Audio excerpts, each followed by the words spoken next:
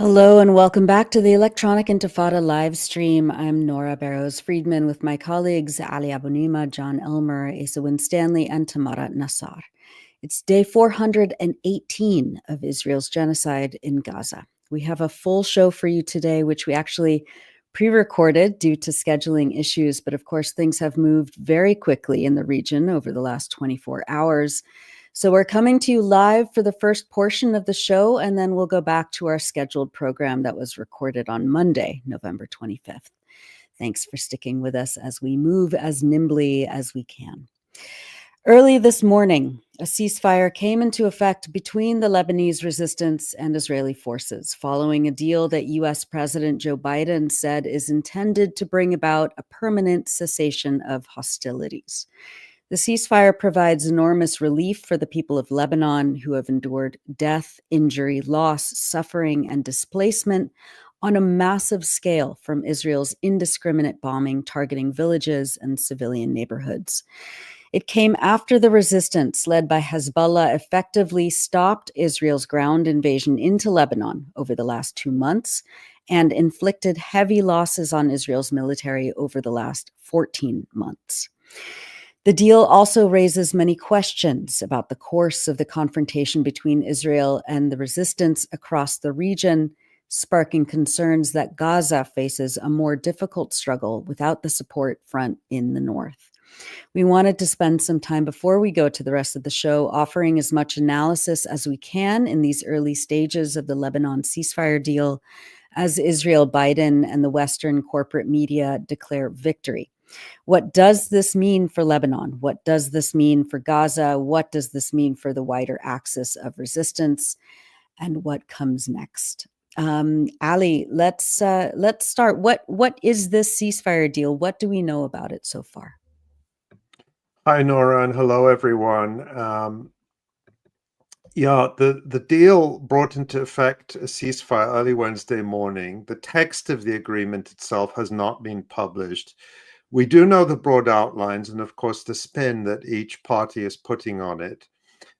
U.S. President Joe Biden announced the agreement in a speech on Tuesday evening, in which he effectively presented it as an Israeli-American victory over Hezbollah, which he called a terrorist organization and which he blamed for starting the conflict. Here's a clip of what Biden said. I apologize, it's 2 minutes long, and I hate to subject people to that, but it does contain important information we need to understand and analyze. So let's look at it. Under the deal reached today, effective at 4 a.m. tomorrow local time, the fighting across the Lebanese-Israeli border will end. This is designed to be a permanent cessation of hostilities. What is left of Hezbollah and other terrorist organizations will not be allowed, I emphasize, will not be allowed to threaten the security of Israel again. Over the next 60 days, the Lebanese army and state security forces will deploy and take control of their own territory once again. Hezbollah terrorist infrastructure in southern Lebanon will not be allowed to be rebuilt. And over the next 60 days, Israel will gradually withdraw its remaining forces. And civilians on both sides will soon be able to safely return to their communities and begin to rebuild their homes, their schools, their farms, their businesses, and their very lives.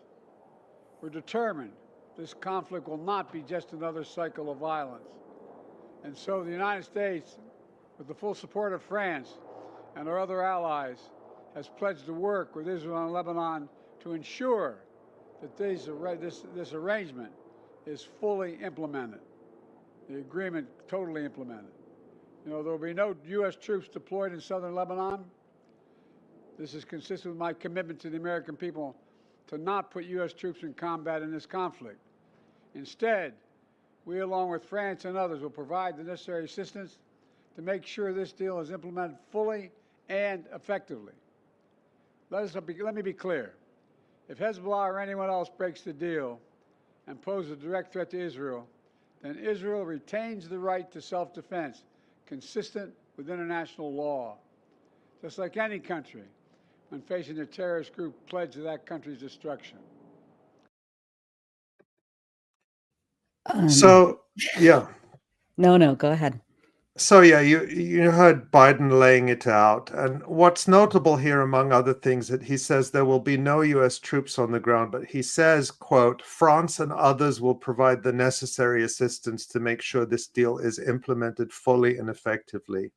And this suggests to me that it's possible that French or other military forces may well be sent to Lebanon to help guarantee Israel's security, which is, after all, what this is all about for the French and Americans. The other thing he says is that Israel, quote, retains the right to self-defense. And this appears to be a nod to reported assurances given by the United States to Israel that it will bless any Israeli military action in response to supposed violations by Hezbollah. And of course, the United States and Israel alone will be judge, jury, and executioner. The basic deal with Israel from the American and Israeli perspective is to say, look, if you, Israel, agree to stop killing thousands of Lebanese civilians, we will let you get away with committing genocide against Palestinians and welcome you into our midst. So that's the American view. Of course, the Lebanese government signed this deal officially, and so they support it. But there's been no official statement yet from Hezbollah. And that's significant. What about Israel's reaction and the way that it is spinning this? It's very much, I just remember in 2006, after they clearly lost that war, they were also spinning it as a victory. What's different? What's similar about what's happening now? Yeah. Well, the reaction in Israel has been mixed. There's been sort of a lot of anger from different quarters saying, it's a surrender deal, or we didn't defeat Hezbollah. But it's notable that Netanyahu got his cabinet to agree to it without his coalition falling apart. So that means that Israel sees it as being in its interest. And it's been reported that it is Israel that wanted this ceasefire.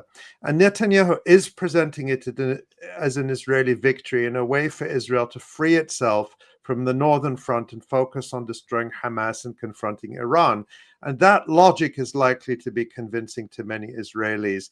And I won't go into quoting it, but that was the gist of the message that he gave in an address to Israelis that he gave by video a couple of hours before the ceasefire was officially announced.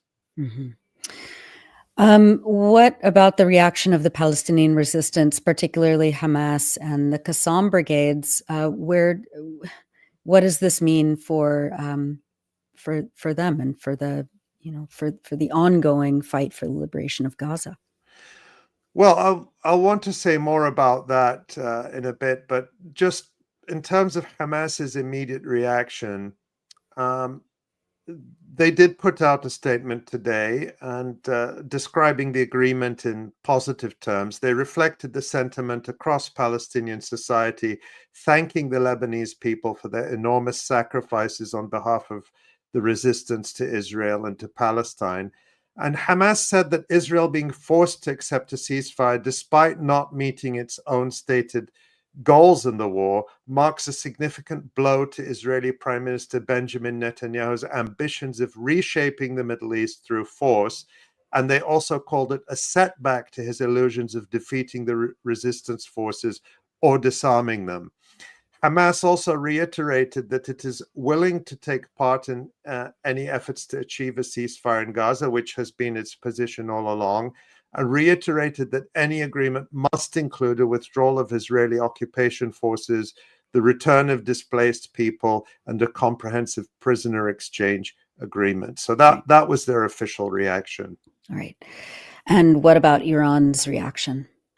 Yes, of course, Iran is relevant here because they are not the puppet masters of Hamas or Hezbollah as Israeli and Western caricatures portray them, but they are obviously major allies and supporters of the resistance. Iran also welcomed the ceasefire. The need for an immediate halt to the ongoing wars against Lebanon and Gaza has always been a principal stance of the Islamic Republic of Iran. So said Foreign Ministry spokesperson Ismail Baghei after the ceasefire announcement yesterday. The Foreign Ministry spokesperson in Tehran also said Iran had made broad diplomatic efforts during the past 14 months to end the war in Gaza. So they're putting it in the context of the broader efforts to end the whole war, including the war and especially the war in Gaza. There are reports that Iran played a consultative role in the negotiations, which would not be surprising, but it's likely that Iran would have not been the final decision maker here. They would have given Hezbollah advice and perhaps had some comments that might have helped seal the deal. At least that's my reading. Yeah. Well, as I said earlier, each side is claiming a victory. How can we assess what's really going on, and what are the things that stand out, just in these early hours after this ceasefire? Yeah, I think it's really important to note that so far we haven't heard from Hezbollah. So mostly what we're hearing is the spin from the Americans and the Israelis and their supporters. What we can say, though, is despite the Israeli-American spin, Hezbollah was not destroyed and not defeated militarily. Despite severe setbacks, including the killing of senior leaders, most notably Sayyid Hassan Nasrallah, Hezbollah proved it is a formidable fighting force. It is at a clear disadvantage, lacking an air force similar to Israel's or major air defenses. But Hezbollah's soldiers on the ground were easily a match for the much vaunted Israeli army. Unlike in the past, Israel was barely able to occupy any Lebanese territory. And while Israel could invade and occupy Amman, Damascus, or Cairo in a few hours, it will likely never be able to occupy Beirut ever again. And notwithstanding what President Biden said, Hezbollah is not going to be disarmed. They're not going to agree to give up their weapons or place them under anyone else's authority. And so in many respects, this deal is simply a return to the terms that were reached after Israel's 2006 defeat in Lebanon, where on paper, the Lebanese army is in control, but in practice, Hezbollah remains a formidable fighting force. This is a ceasefire agreement, nothing more. It is not a peace agreement. It is not a great leap forward for the so-called Abraham Accords. And we can say, and we must say, that the Lebanese people and their resistance stood some of the worst that Israel could do to them. And Hezbollah inflicted very heavy losses on Israel for more than 14 months and fought Israel to a standstill in the south for the last 2 months. And those are rightly seen by people in Lebanon and across the region as enormous historic achievements. Yeah. I mean, just seeing the footage in the last few hours of people returning to the villages in the south, amidst these orders from the Israeli military still barking, about do not come back to your villages, and people, very defiantly and in the great tradition of Lebanese and Palestinian people, defying those orders and coming back to their land and their homes. I know that we all want that for people in Gaza and people in the wider diaspora who have been expelled, to be able to come back to Palestine. But that was a tangent. What about Israel's ability to claim some achievements? Can it not? Can we? It's a good practice not to take anything that Israel says at face value and always be extremely skeptical. But what about any achievements we can see? Yeah, there's a lot that Israel says that I think we can discard. That when they claim they've destroyed 80% of Hezbollah's rockets and that kind of thing, I don't think we take that very seriously. But the main and perhaps the only strategic achievement that Israel and indeed Washington can claim, and it is not an insignificant one, is that at least for now they broke the link between the Gaza and Lebanon fronts. Recall that Sayyid Hassan Nasrallah said just days before his assassination in September that, I quote, "We say to Gallant and Netanyahu that the Lebanon front will not stop before the aggression on Gaza stops. The resistance in Lebanon won't stop supporting and assisting Gaza, the West Bank, and the oppressed peoples in these holy lands." He added that the support front would continue, quote, "no matter what the consequences are, what the sacrifices are, what scenarios will unfold." And as I've said, there's no doubt that Hezbollah and the people of Lebanon made enormous sacrifices for 14 months to keep that promise. And Palestinians, including especially Palestinians in Gaza, are expressing their deep gratitude for that.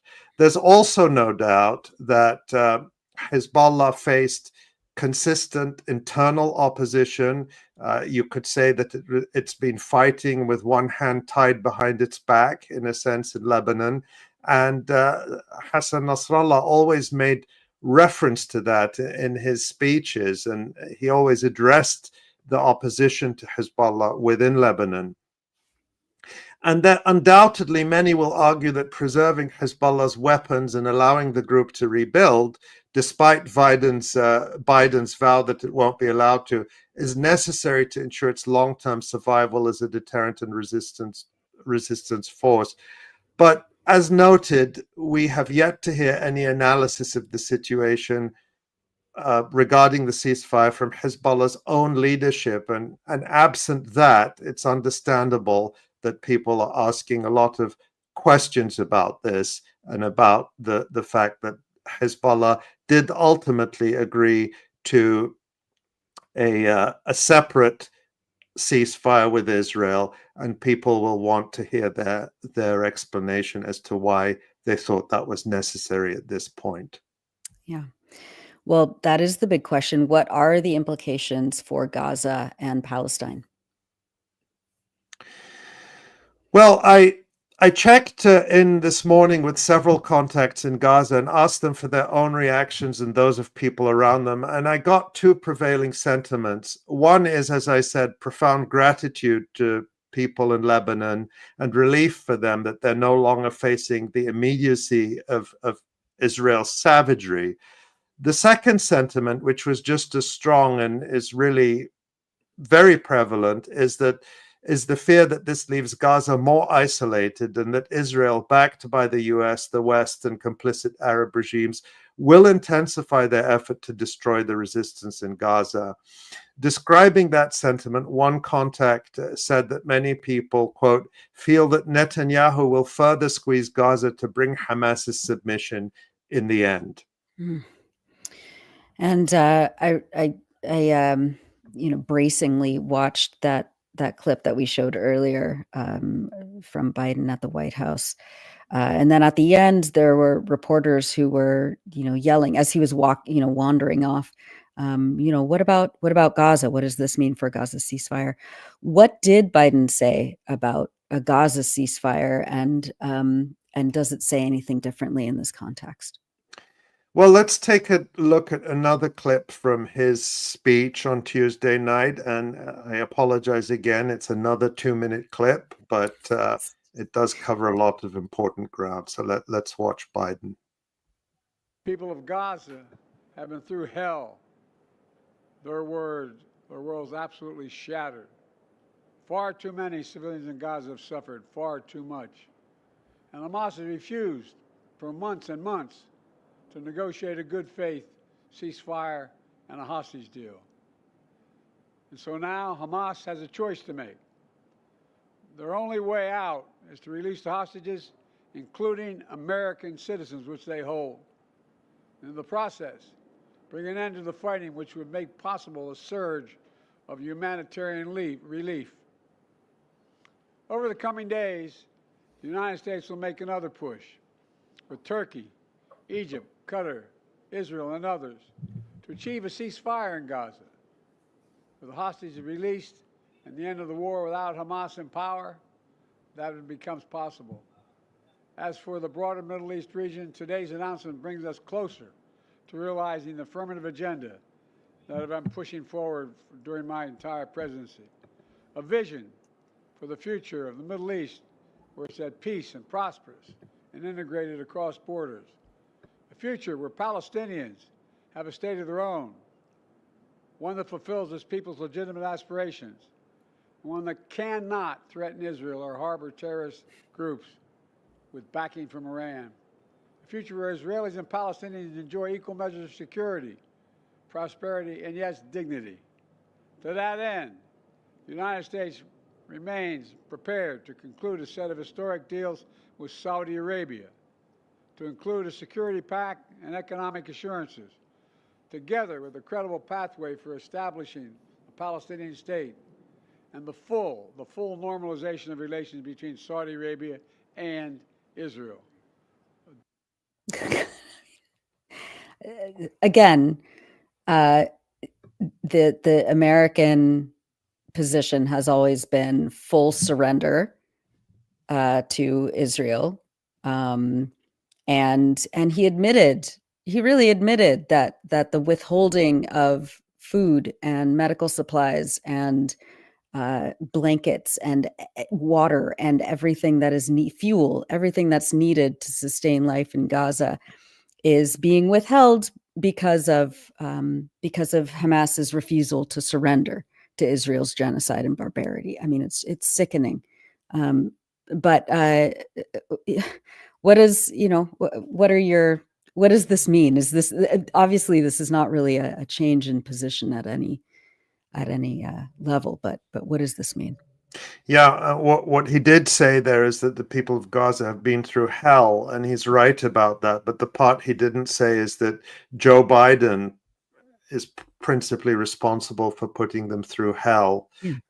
He is Genocide Joe. He's called Genocide Joe for a reason. But aside from that, on its face, this is a repetition of longstanding U.S. positions. And it's not clear that there's anything new that could facilitate a deal in Gaza. There's no indication that Israel wants a deal in Gaza.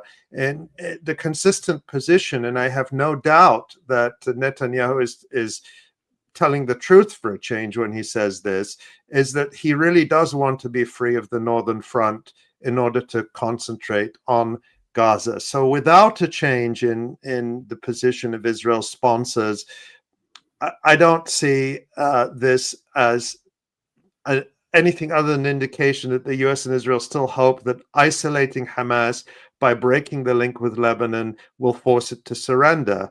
And you can see the reason I ran those longer comments is because you can see that the US is still harboring this ambition of normalization of Israel's genocidal regime in the region and expanding the so-called Abraham Accords to include Saudi Arabia, and doing all this under continued US dominance and hegemony. And really, the only thing standing between that now is the resistance in Gaza and the regional support for it, minus, at least for the time being, the front in Lebanon.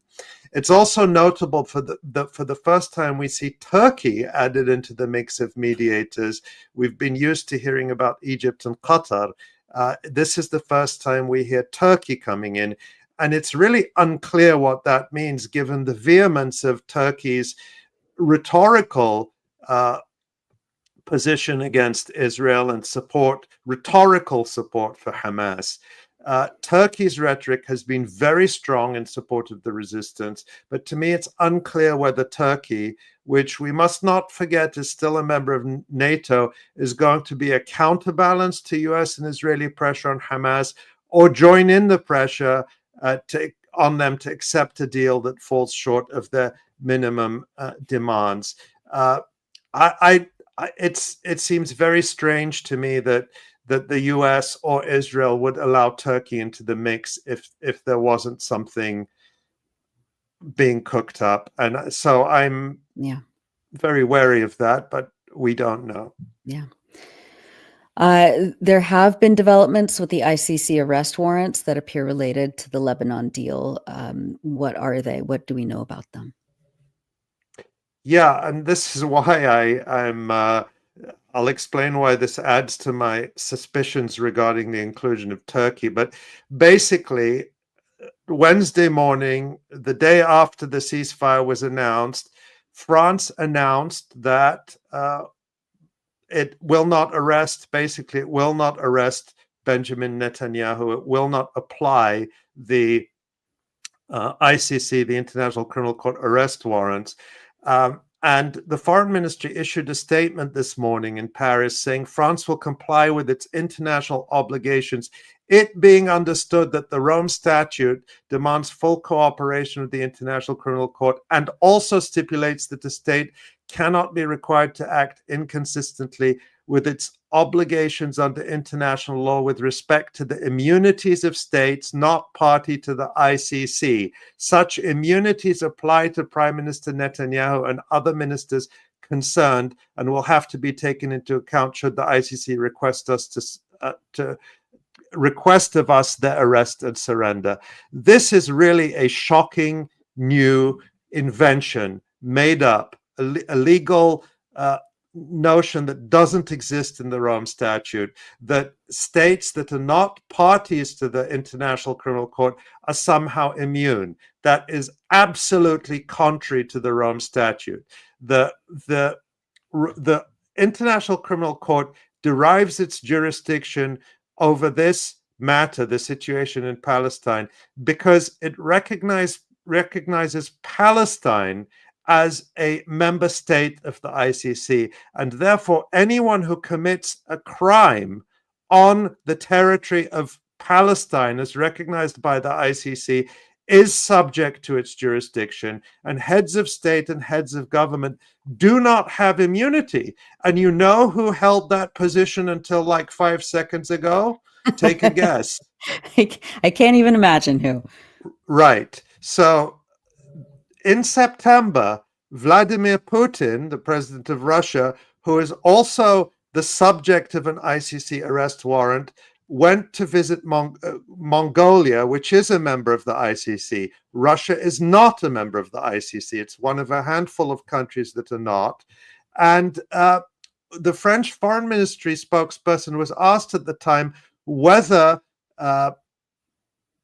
Mongolia should arrest Putin when he arrived on its territory. And the French Foreign Ministry said, this was in September, each state party to the Rome Statute has an obligation to cooperate with the International Criminal Court and execute the arrest warrants it issues in accordance with the relevant provisions of the Rome Statute. So there's one law for Vladimir Putin, who's the president of a country that is not a member of the ICC, and another law for Israel, apparently. Yeah. What can we say about why France would make this kind of shift, this real digging in of hypocrisy and double standards, which they are historically fond of?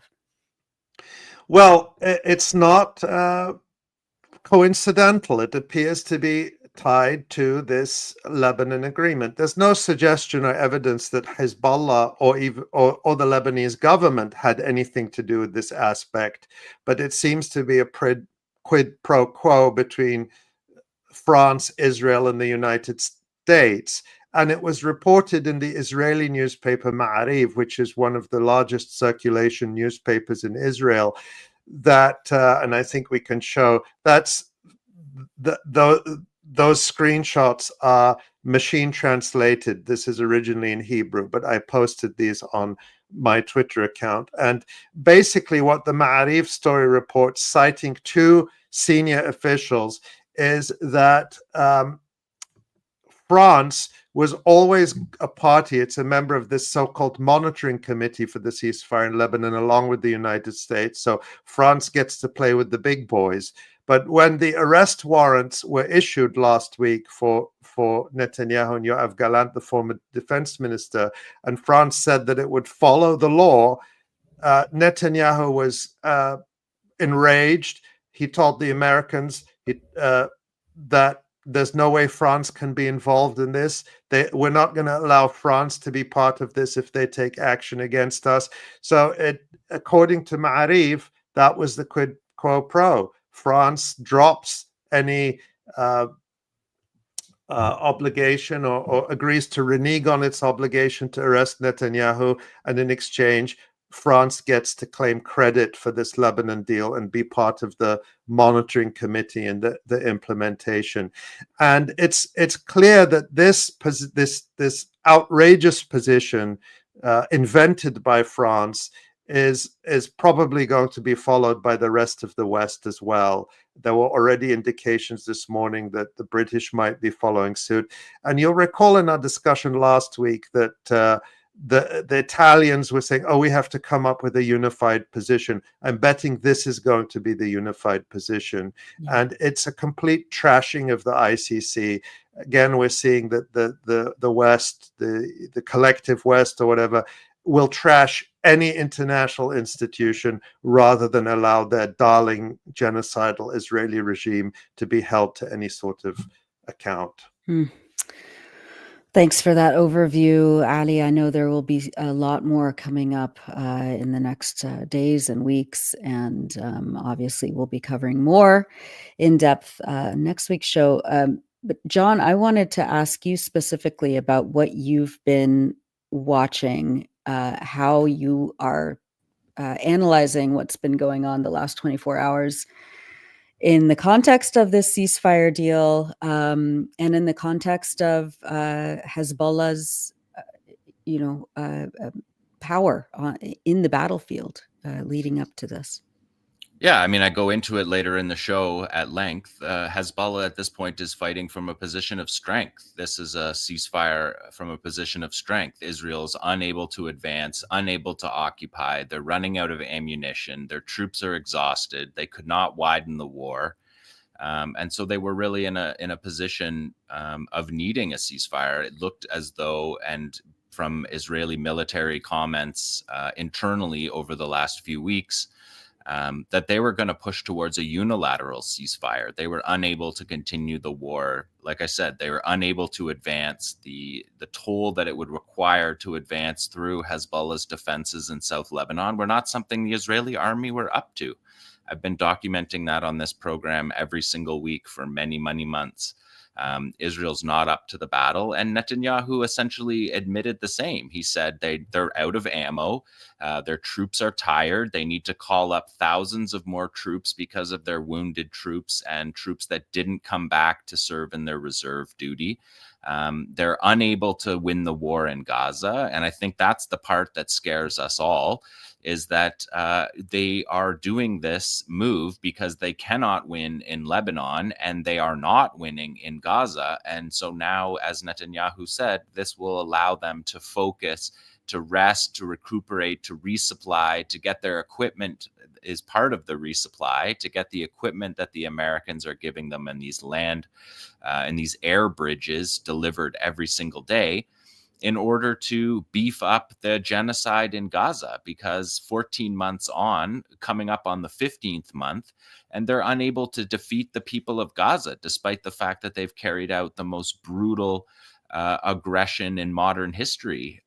So I think it's worrisome from the point of view of people in Gaza. I mean, I think that's my personal reaction to this. But it's clear from a military analysis that there was no other option for Israel.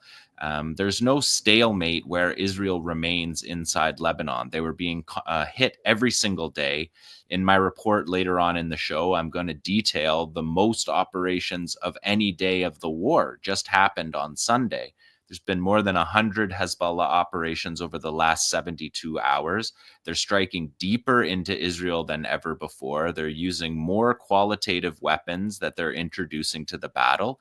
And like Ali said, this 80% of their rockets are knocked out is nonsense. And what is in reality the truth is that they have hundreds of thousands of more of them that could be steered on Israel. Hezbollah does not want an open war. They had said that right from the start. Nasrallah said that all through the beginning stages. They're not looking for an open war to destroy Lebanon. They take they take that responsibility very seriously, and they have throughout the war. But they have the capacity to do that. And so Israel needed a way out. And on Sunday, when there's buildings burning in Tel Aviv and key air bases being struck, and Israel has no, I mean, I've showed it week after week that Israel is not advancing in Lebanon. They're not able to occupy Lebanon. And so I think that a unilateral ceasefire was likely in the offing if it weren't for the Lebanese government accepting the ceasefire proposal. And as Ali laid out very well in the introduction, there's still much more to be learned about this. And this is just our initial reactions at this point. What does this mean for the broader axis of resistance? Like, where does Yemen fit into this? Where does Iraq fit into this? What, it's hard not to speculate, obviously, but, what about Iran as well? These are major questions that still are not answered. Ansar Allah and the Yemeni armed forces have promised to blockade Israel until Gaza is free of the siege on Gaza. And what we're seeing today in Gaza is the opposite of that. So there's no indication that Ansar Allah are going to step down in this situation. The Iraqi resistance is hitting Israel daily with multiple drones. No indication, haven't heard anything from them on that front as well. I think Ali laid out the diplomatic position of Iran. It's not clear where their tit for tat, if you will, with Israel is at. Iran said that they were going to respond to that. That's unclear. There's many questions to be answered, including primarily the document itself, to see what the document says and what is expected of people at this point. There's no doubt that the Lebanese are happy that this part of the war, as it is today, as you saw, we saw it immediately from the first sunrise this morning. It went into effect at 4 a.m. and by sunrise, tens of thousands, hundreds of thousands of people were on the move back to their homes. And I was in Lebanon in 2006 when that happened, and it was a remarkable moment. People going back to their homes, of course, is a very symbolic and important facet of the war with the Israelis, who constantly are driving people from their homes and hoping that they don't return. So it's a significant victory when civilians are able to return to their homes. And as you said, and you pointed out, Nora, that's something that we want to see in Gaza as well. Yeah. And where does this, you'll get into this more in your report, but finally, talk about the capabilities of the resistance in Gaza. What have we seen in the last, 24 hours that would indicate whether, Qassam has been forced, into any sort of submissive position or not? No, there's still consistent operations every day. There's 10 operations yesterday. There was a dozen the day before. Constantly, the Joint Operations Room is hitting the Netzarim corridor, which I'll get into later on in the program as well. And later in the program, you're going to see a dozen qualitative operations by the resistance in Gaza. And there was another one today on video, and we don't see any signs of defeat of the resistance. What we see is signs of a brutal genocide, like how Ali says, a Holocaust, scorched earth that's happening in Beit Lahia, Beit Hanun, and the siege on Jabalia, which is the center of resistance for the Palestinians and has been since the armed struggle began. There's no Jabalia is not going to surrender. Gaza is not going to surrender. So the fight will continue. Yeah. Thanks for that, Jon. And Asa, I know you've been looking at this very carefully. You wrote a piece recently about the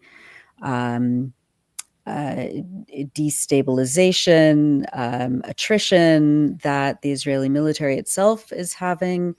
Can you talk about that in the context of Israel's defeat in Lebanon, and what you're watching closely.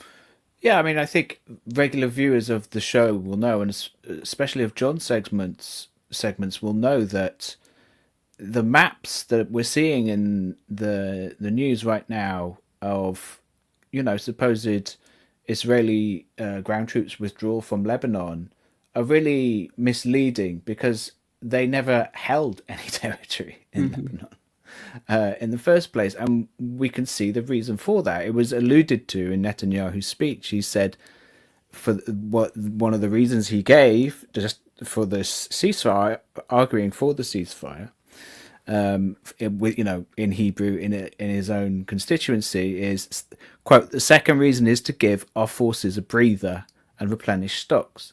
So he's not just referring to weapons, he's referring to his soldiers. And they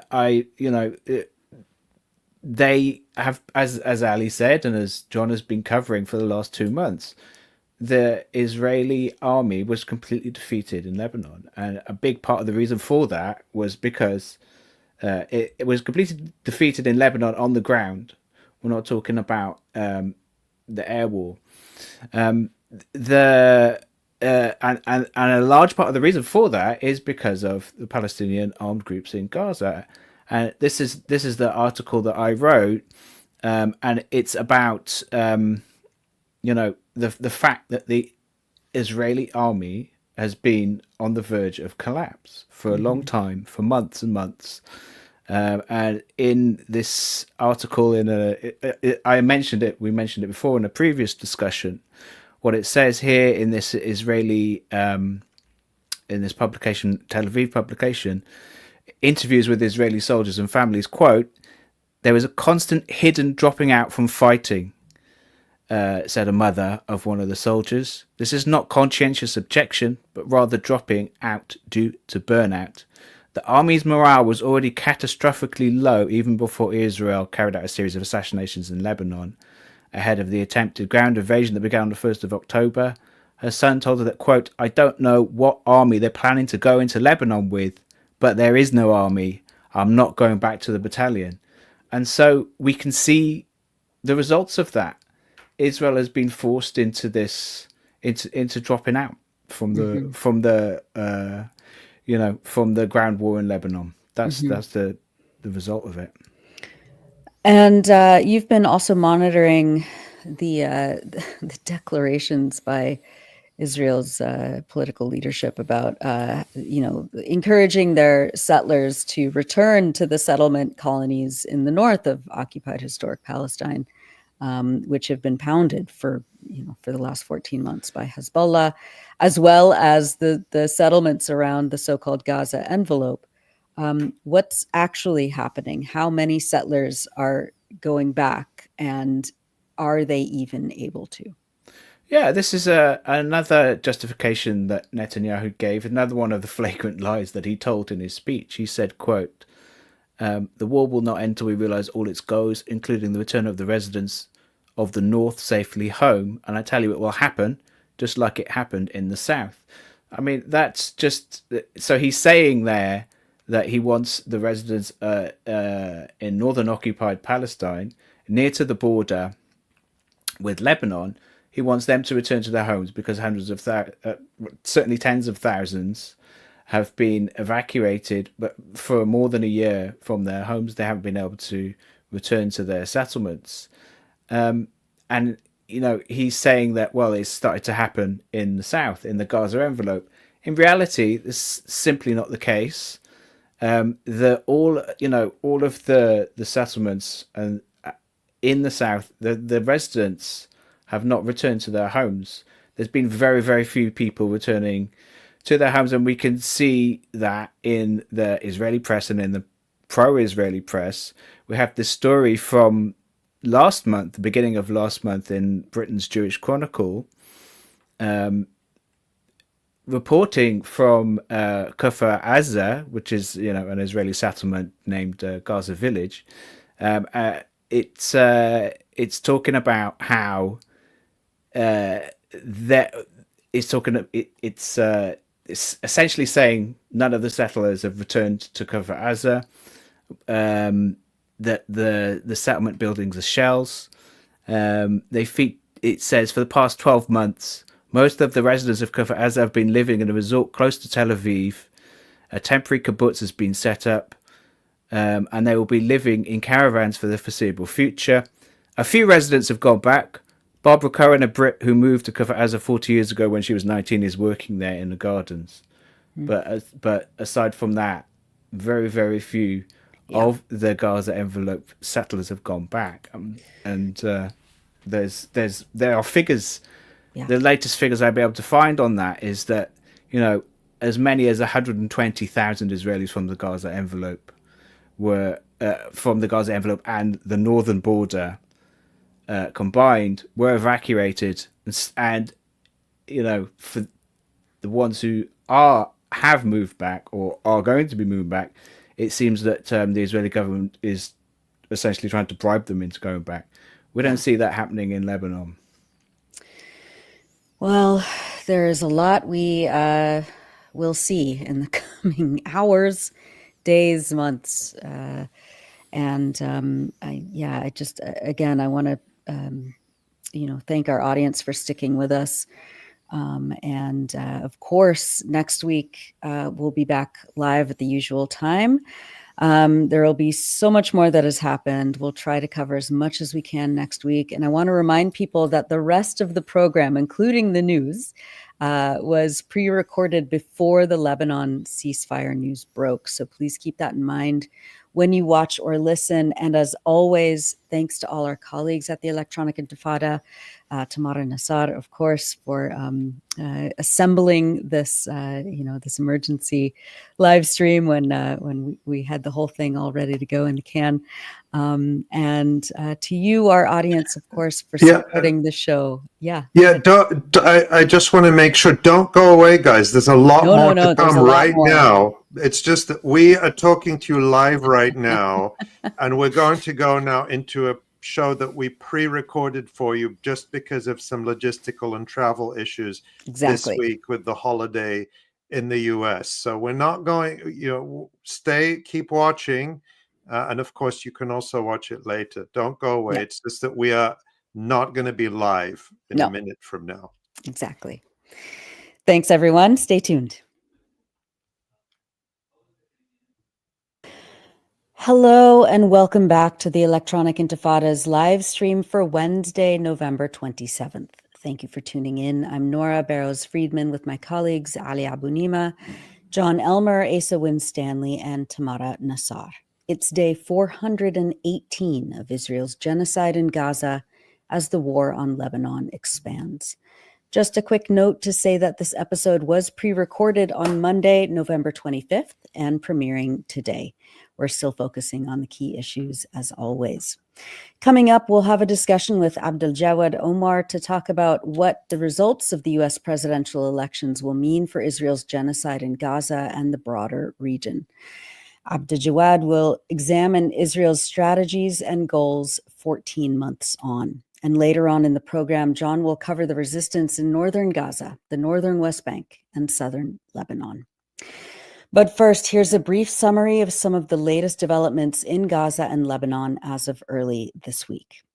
The past few days brought heavy rains amid further forced displacement across Gaza as Israel's campaigns of systematic slaughter, destruction, and starvation in North Gaza is now in its 8th week. And airstrikes and massacres continue across all areas of the Gaza Strip. Journalist Hossam Shabat, one of the only remaining reporters in North Gaza who was injured last week in an airstrike, returned to work. He stated on Sunday, quote, "Amidst the rain and the bullets, the suffering of the displaced is evident in their dilapidated tents in Gaza City, where pain is drowned in the details of daily life. Here in Yarmouk camp and the temporary shelters, the cold mixes with tragedy, making the tents vulnerable to flooding or bombing, which doubles the pain of the residents who have been robbed by the occupation of all the elements of a decent life. As I toured this place, the scene was indescribably painful. Barefoot children without shoes, bodies shivering from the cold with no clothes to protect them, and tents on the verge of collapsing on the first days of the depression. This is the life of the displaced, a suffering that never stops, caused by an occupation that continues to destroy everything, leaving behind an extended pain that words cannot describe. At least 120 people were killed in Israeli attacks in multiple areas across Gaza between Friday and Saturday, according to Palestinian health officials. Israeli forces continued their attacks on the Kamal Adwan hospital in Beit Lahia, hitting the entrance of the emergency unit as well as in the hospital courtyard, wounding medical staff. On Friday night, the hospital's director, Hussam Abu Safia, said an armed Israeli drone attacked the entrance again, wounding 3 staffers. A baby in the neonatal intensive care unit died from a lack of oxygen after Israeli forces bombed and destroyed the oxygen station at the hospital, according to Dr. Abu Safia. The drone strikes came just days after dozens of Palestinians were killed and more than 100 injured when Israel attacked the hospital, targeting displaced families who sought safety after the Israeli destruction of a residential neighborhood in northern Gaza, according to Hassam Shabat on November 20th. According to Al Jazeera, Abu Safia said that ongoing Israeli bombardment appeared aimed at forcing hospital staff to evacuate, something they've refused to do since the Israeli incursion began 6 weeks ago. On Saturday, November 23rd, Hussam Abu Safia was severely injured in an Israeli attack. The Gaza government media office stated that after weeks of relentless attacks on the hospital, Israeli forces directly targeted Abu Safia, quote, when he left the operating room and headed to his office, which led to his direct injury in a horrific crime that shames humanity and was a cowardly assassination attempt. Speaking to the media from his hospital bed, Abu Safia said, quote, we will continue to provide care no matter the cost. Until now, we are pleading to the world and will carry on with the hope that there is collective consciousness. I was hit while I was doing my job, and that's an honor for me to get injured while being in this place. There's nothing more precious than the blood of the medical staff, doctors, and nurses, but this will not stop us. We will continue to provide a humanitarian service at a place known to the whole world. We will provide it, God willing, no matter what it takes, even if it costs us our lives. We remain steadfast. We will provide this service in front of this whole world who let us down, this evil and oppressing world taking our rights away. On Sunday, Dr. Abu Safia stated that his condition has worsened and said that he is in need of an urgent consultation with a vascular surgeon due to the intensity of bleeding at the site of the injury. He said that there are at least 6 pieces of shrapnel that penetrated his thigh, causing possible tears in the blood vessels and veins. Because of Israel's ongoing denial of entry to medical specialists, providers, or even paramedics into North Gaza, Dr. Abu Safia warned that his life and the lives of his patients remain at serious risk. Speaking to the Palestinian Health Ministry in Gaza, Dr. Abu Safia said on Sunday, quote, it is evident that a new weapon has been introduced by the Israeli army, specifically a quadcopter that drops bombs containing tiny fragments that are nearly invisible to the naked eye. These projectiles penetrate the bodies of our workers, causing severe bleeding and damage to internal organs. Medical staff held a protest with Abu Safia in his hospital room to protest Israel's nonstop attacks on the hospital and everyone inside and around it. In Gaza City on Sunday night, Israel issued new forced displacement orders to the thousands of families sheltering in the area. A local physician, Dr. Izzeddin, stated that, quote, in the dead of night, under a relentless downpour, families packed what little they could carry and began their journey on foot. The rain mixed with tears as parents shielded their children from the cold, their eyes filled with unanswered questions. The United Nations Agency for Palestine Refugees documented the scene at a school that has been turned into a shelter in Gaza City on Sunday, with families lining up in the pouring rain for medical care at a UN field clinic.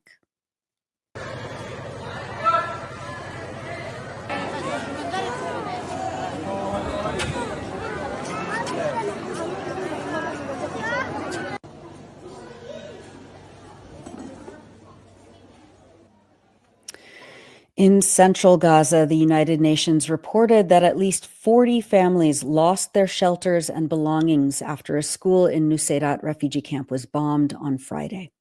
7 people were killed and more than 20 injured in the attack. The Israeli army bombed the Al-Farouq mosque in Nuseirat on Saturday. More than 800 mosques have been destroyed by the Israeli army in Gaza since October 2023.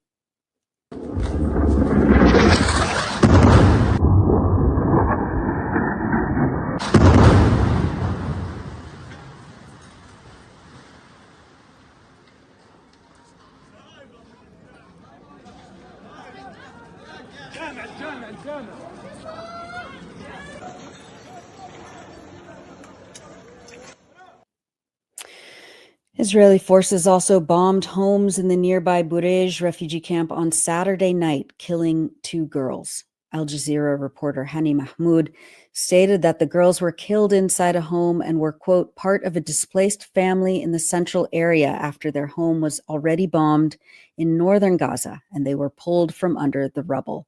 Their father, who survived these attacks, is in hospital getting treated, but is in a difficult condition.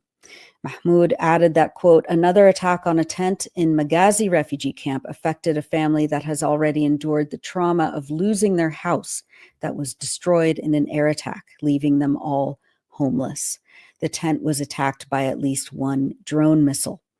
And in southern Gaza, 3 Palestinian children and 4 adults were killed in an Israeli bombing in Khan Yunis on Saturday. At least 3 journalists were killed in Gaza this week. The Gaza government media office stated on Saturday that Wael Ibrahim Abu Kafa was killed.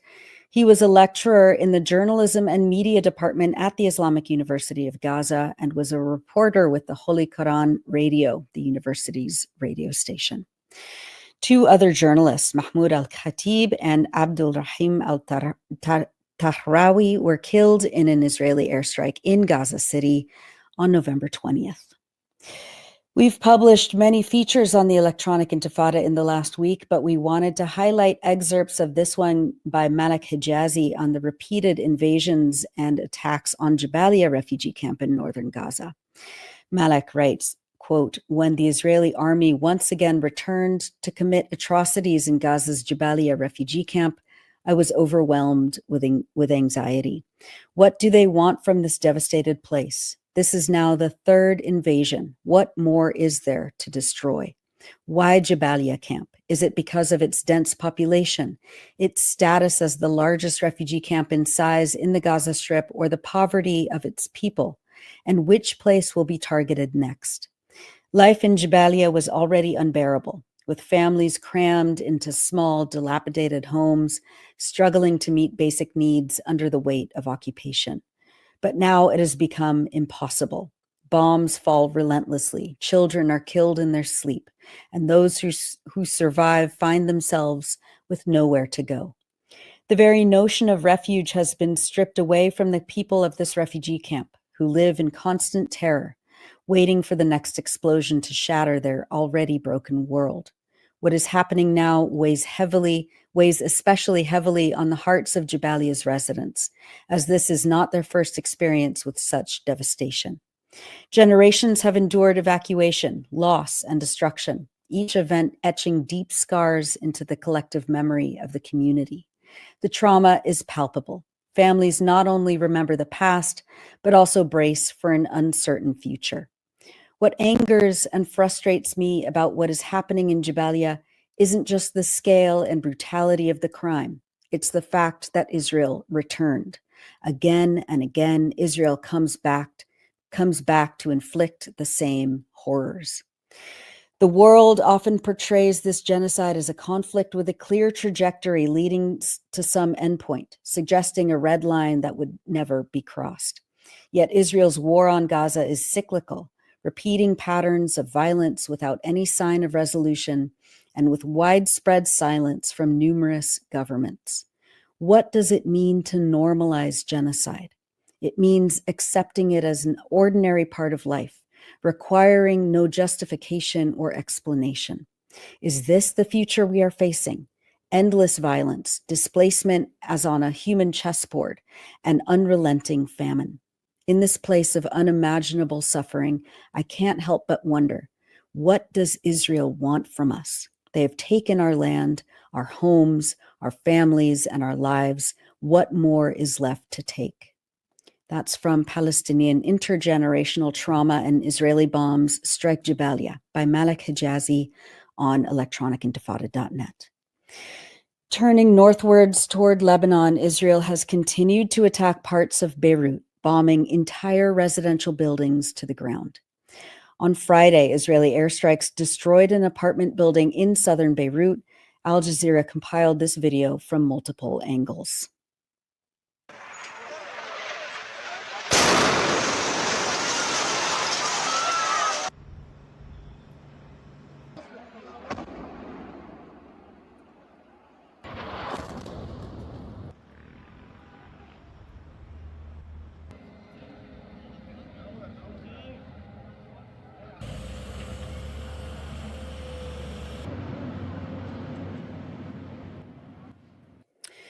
Similar strikes on other parts of the city continued throughout the weekend.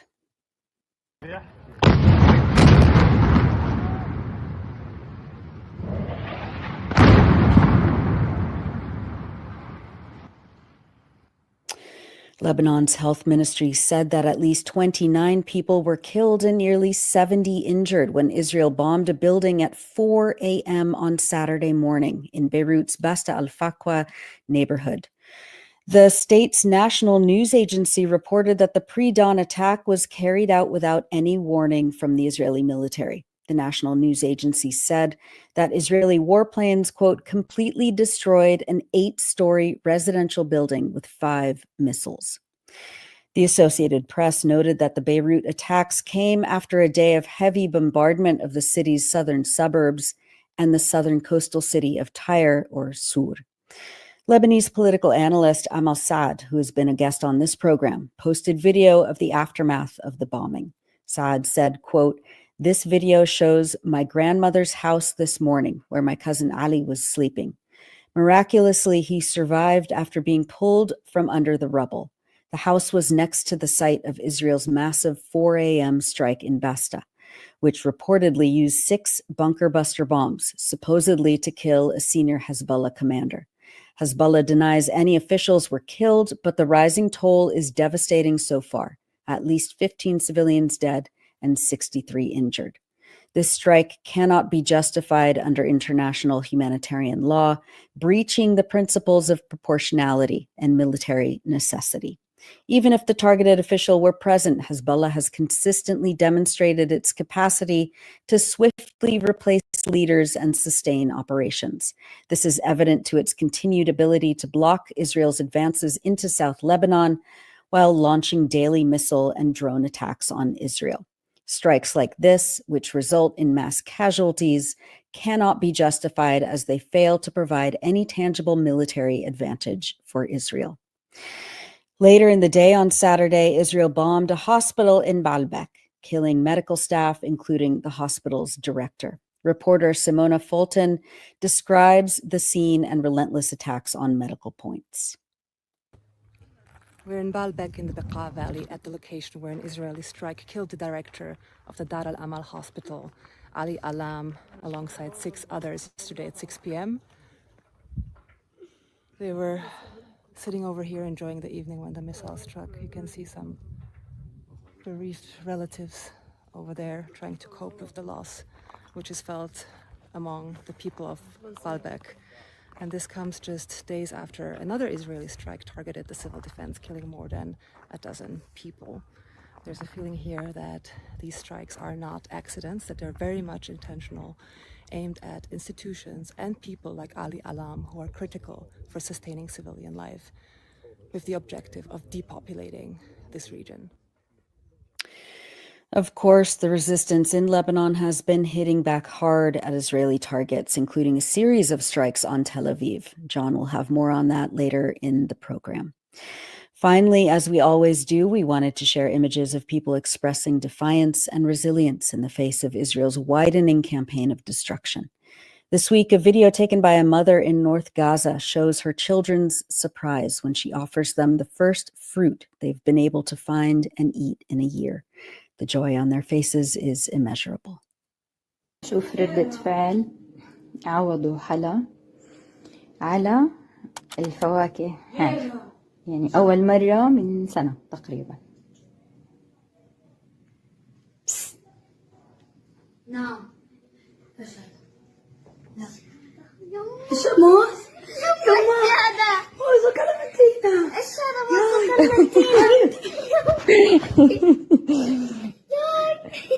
طب عوض حضني وانت تدفع اكل استني فواكه مش قادرة.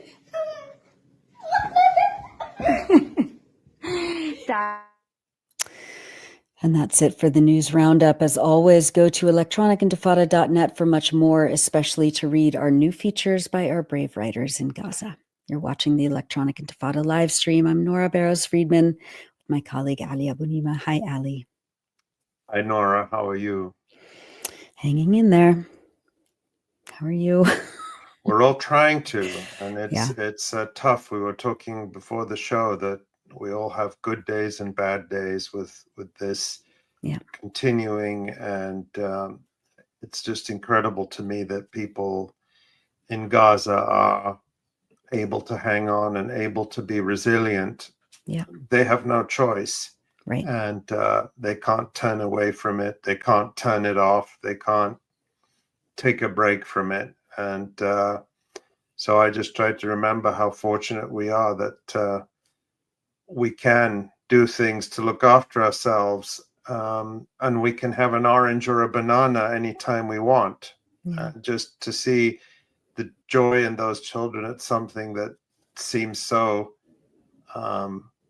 mundane, and thinking about last week, speaking with our dear Abu Bakr Abed and hearing about the food deprivation. It's just, I haven't been able to stop thinking about that for the whole week. Yeah, same. And it can be stopped today. And this the U.S. Just continues to want to perpetrate this suffering every day. And so that video, I don't know, the one at the end, it reminds me, when I was growing up, World War II was the sort of dominant cultural memory in Europe and in the United States where I was living. And so, we grew up on novels and movies and all this stuff. And it always struck me because, of course, that was a time of, when people were still alive who have had memories of World War II. And I just remember, I can't remember the name of the novel, but it was a novel I read as a child about a family in Poland, and they got hold of an orange at one point, and how precious that was. And that was a novel. I'm sure it was based on true stories, but then to see that, in 2024 in Gaza, Holocaust is just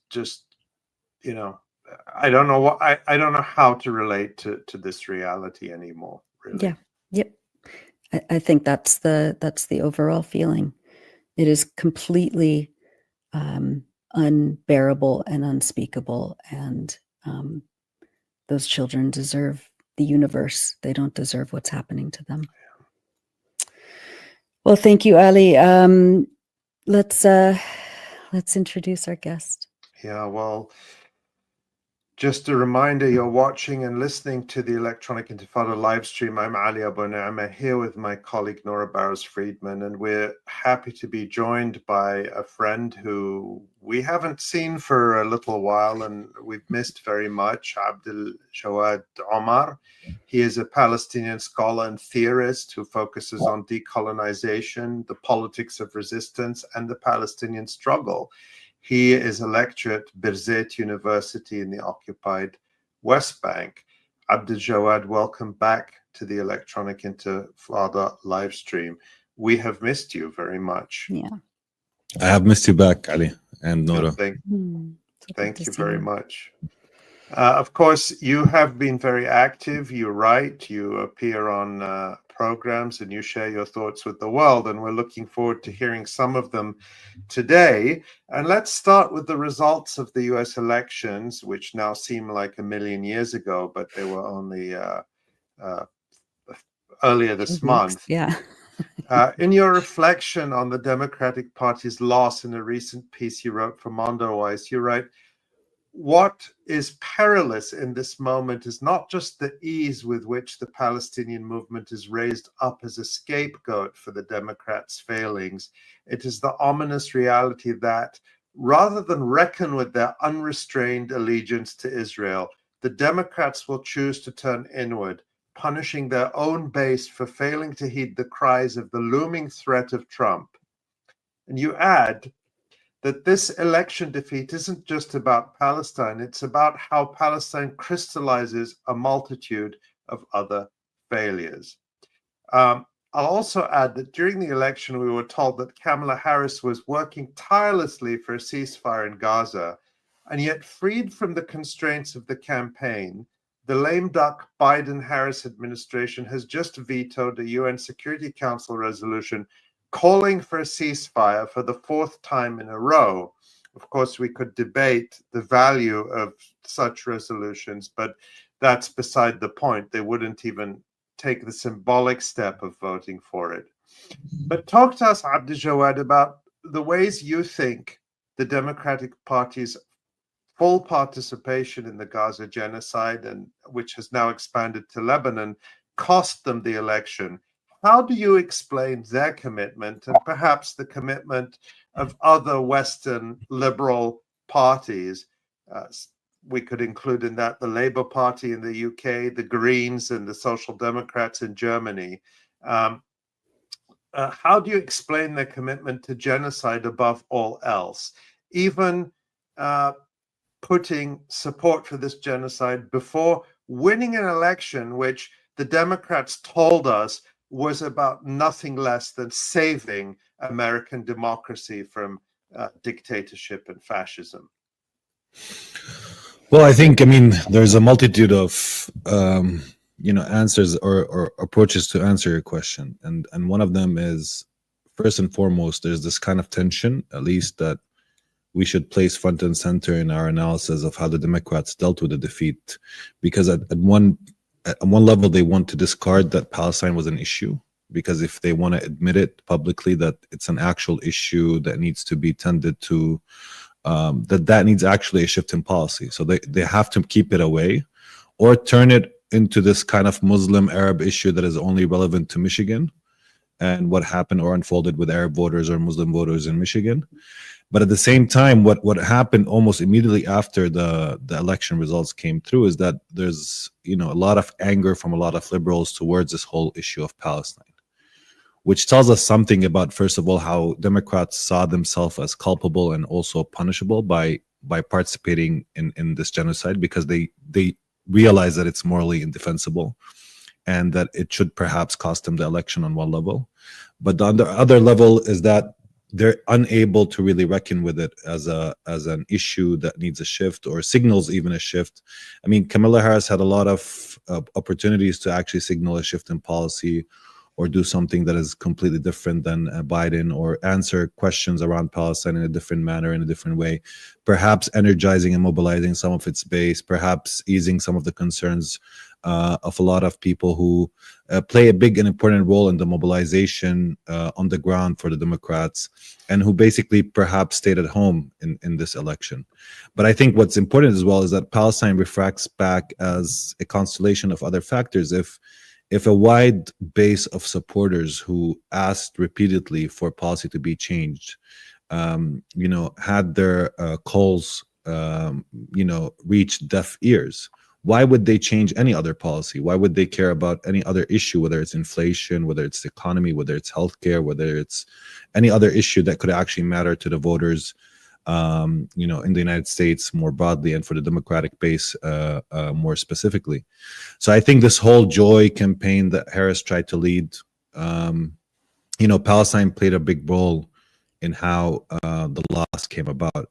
Again, not as a singular issue, not as a foreign policy issue, but as a policy, as an issue that crystallizes a lot of other failures, including inflation, including revealing to many voters the extent of the moral corruption and indistinction between Democrats and Trump. I mean, at the end of the day, Biden looked exactly like Trump in terms of their support, or both of them, their support for Israel and for the genocide that is going on in Gaza. So that played an important affective role. It played an important role in terms of how this election actually went or served the rise of Trump again. That's one level of the analysis. But to your question, I mean, why would they support Israel no matter what the cost? And this is what's the importance, I think, and centrality of Palestine, again, not as a cause for Palestinians, but as this kind of universal cause, because it tells us something about what Israel means to this global order that we live in, to capitalism and its structures, to ideological and psychic investments in this state that is called Israel. They're all kind of tied together in this kind of condensed place that is called Palestine. And it tells us that there is a lot of elements that go into it, whether it's settler identifications, America being a settler state itself, feeling the sense of identity or identification with these new settler colonialists trying their luck in the Middle East, or whether it's the fear of the other, the Islamic other, the rise of a new Islamic or Arab empire in that region that could challenge Europe on some level, which with this long history of give and take between Europe and various Islamic and Arab empires that existed on the other side of the Mediterranean, or whether it is capitalism and its militarism and Israel's role in this kind of military-industrial complex that exists across the globe, or whether it's Germany's sense of guilt and redemption through allowing genocide to happen. What appears again and again is that Israel is situated in this kind of exceptional domain where it's untouched or should not be touched by policy concerns, by electoral politics, by democratic voices raising concerns or critiques. And all these critiques need to be shut down and even criminalized and placed on hold or not listened to. So it creates this kind of tension, and these tensions also lead to implosions, and that's what we saw happen with the Democrats. That's what we see also happening in other domains, at least when it comes to how Palestine both kind of is able to penetrate international institutions like the ICC, but how the discussion around Israel and Palestine when it comes to the ICC leads to American threats of invading the Netherlands, for example, or so you have all these multitude of issues that Palestine can actually crack and unravel for the world, and not only for Palestinians, but also for people living in the UK, for people living in Canada, for people living in the United States. They can see with their eyes, the type of class alliance that rules them, the type of ideology that this class alliance has, why this class alliance rather have Americans, pay the brunt of inflation rather than doing something about inflation other than pushing it on consumers and American citizens. It tells us something about the world we live in as a whole. And that's why, again, Palestine is not this kind of singular, faraway issue that relates to Palestinians only. I think, yeah. No, I wanted to jump in because I think that's an important point. We talked about it in a previous show, that the election, the role of Palestine in the election was not just about Palestine, and to make that make sense, I think of I'm looking at this article that appears in the New York Times on the cover, and this is on Monday, November 25th, where it says that universities have cracked down very viciously on pro-Palestine activism, as we know, and it says that the crackdown seems to be working, and it's sort of a congratulatory article about how the repression, including arrests, police raids, draconian rules, emergency powers for university administrators, all sorts of things, are quote unquote working. Of course, the article does contain criticisms of this crackdown from the perspective of civil liberties or free speech. But then, in a sense, the last word is given to those they identify as Jewish students who feel relieved because, they're not being faced with all this anti-Semitism on campus. So it's claimed. Of course, the article uncritically associates being Jewish with supporting Israel, which in itself is an anti-Semitic trope. But the point I want to get to here is this article makes no connection. It seems to be about, it's about what's happening in the universities. It doesn't mention the election. It doesn't mention the defeat of the Democrats. It doesn't mention Kamala Harris at all. But I wonder if there is a connection between this sort of crackdown on an entire generation, this demonization of an entire generation of university students, and they don't even ask the question as to whether this played any role in millions and millions and millions of people refusing to come out and vote for the Democrats, the people who would be their natural constituency. I just find it remarkable. And so, kind of as a follow-up, I want to ask you about your sitting in Palestine, doing this very thoughtful analysis and writing about it. Why are they incapable of doing this? Why are they incapable of understanding why they lost? And I'll just say to that, in all of the post-election analysis, and you'll find every crazy theory as to why the Democrats lost on the pages of the New York Times or Washington Post or MSNBC, and they will just remain completely silent about, let's call it the genocide factor. Well, if you're going to recognize it, what does it create? It creates a moment where policy has to change, no? Then Palestine is good policy. It's not a burdensome policy. It doesn't lose you votes. It actually gains you votes. It's one that could actually energize their base, fold in a new generation and mobilize them and energize them. So if you're going to actually elevate it to a point of analysis that makes sense, then you have to actually deal with that fact and change your historical policy of being tied so intimately to this settler state in the Middle East called Israel. So I think that's one element of it, Ali. Why they don't want to do it? Because I think Israel has a lot to do with imperial ambitions of America. It has to do with again, psychic political investments. Of course, there's the power of lobbies as well. And you all know, and I'm sure that throughout this year we've been getting a lot of talks by Mearsheimer and by different people who have different point of views of why Israel has such a hegemony over U.S. Foreign policy more broadly.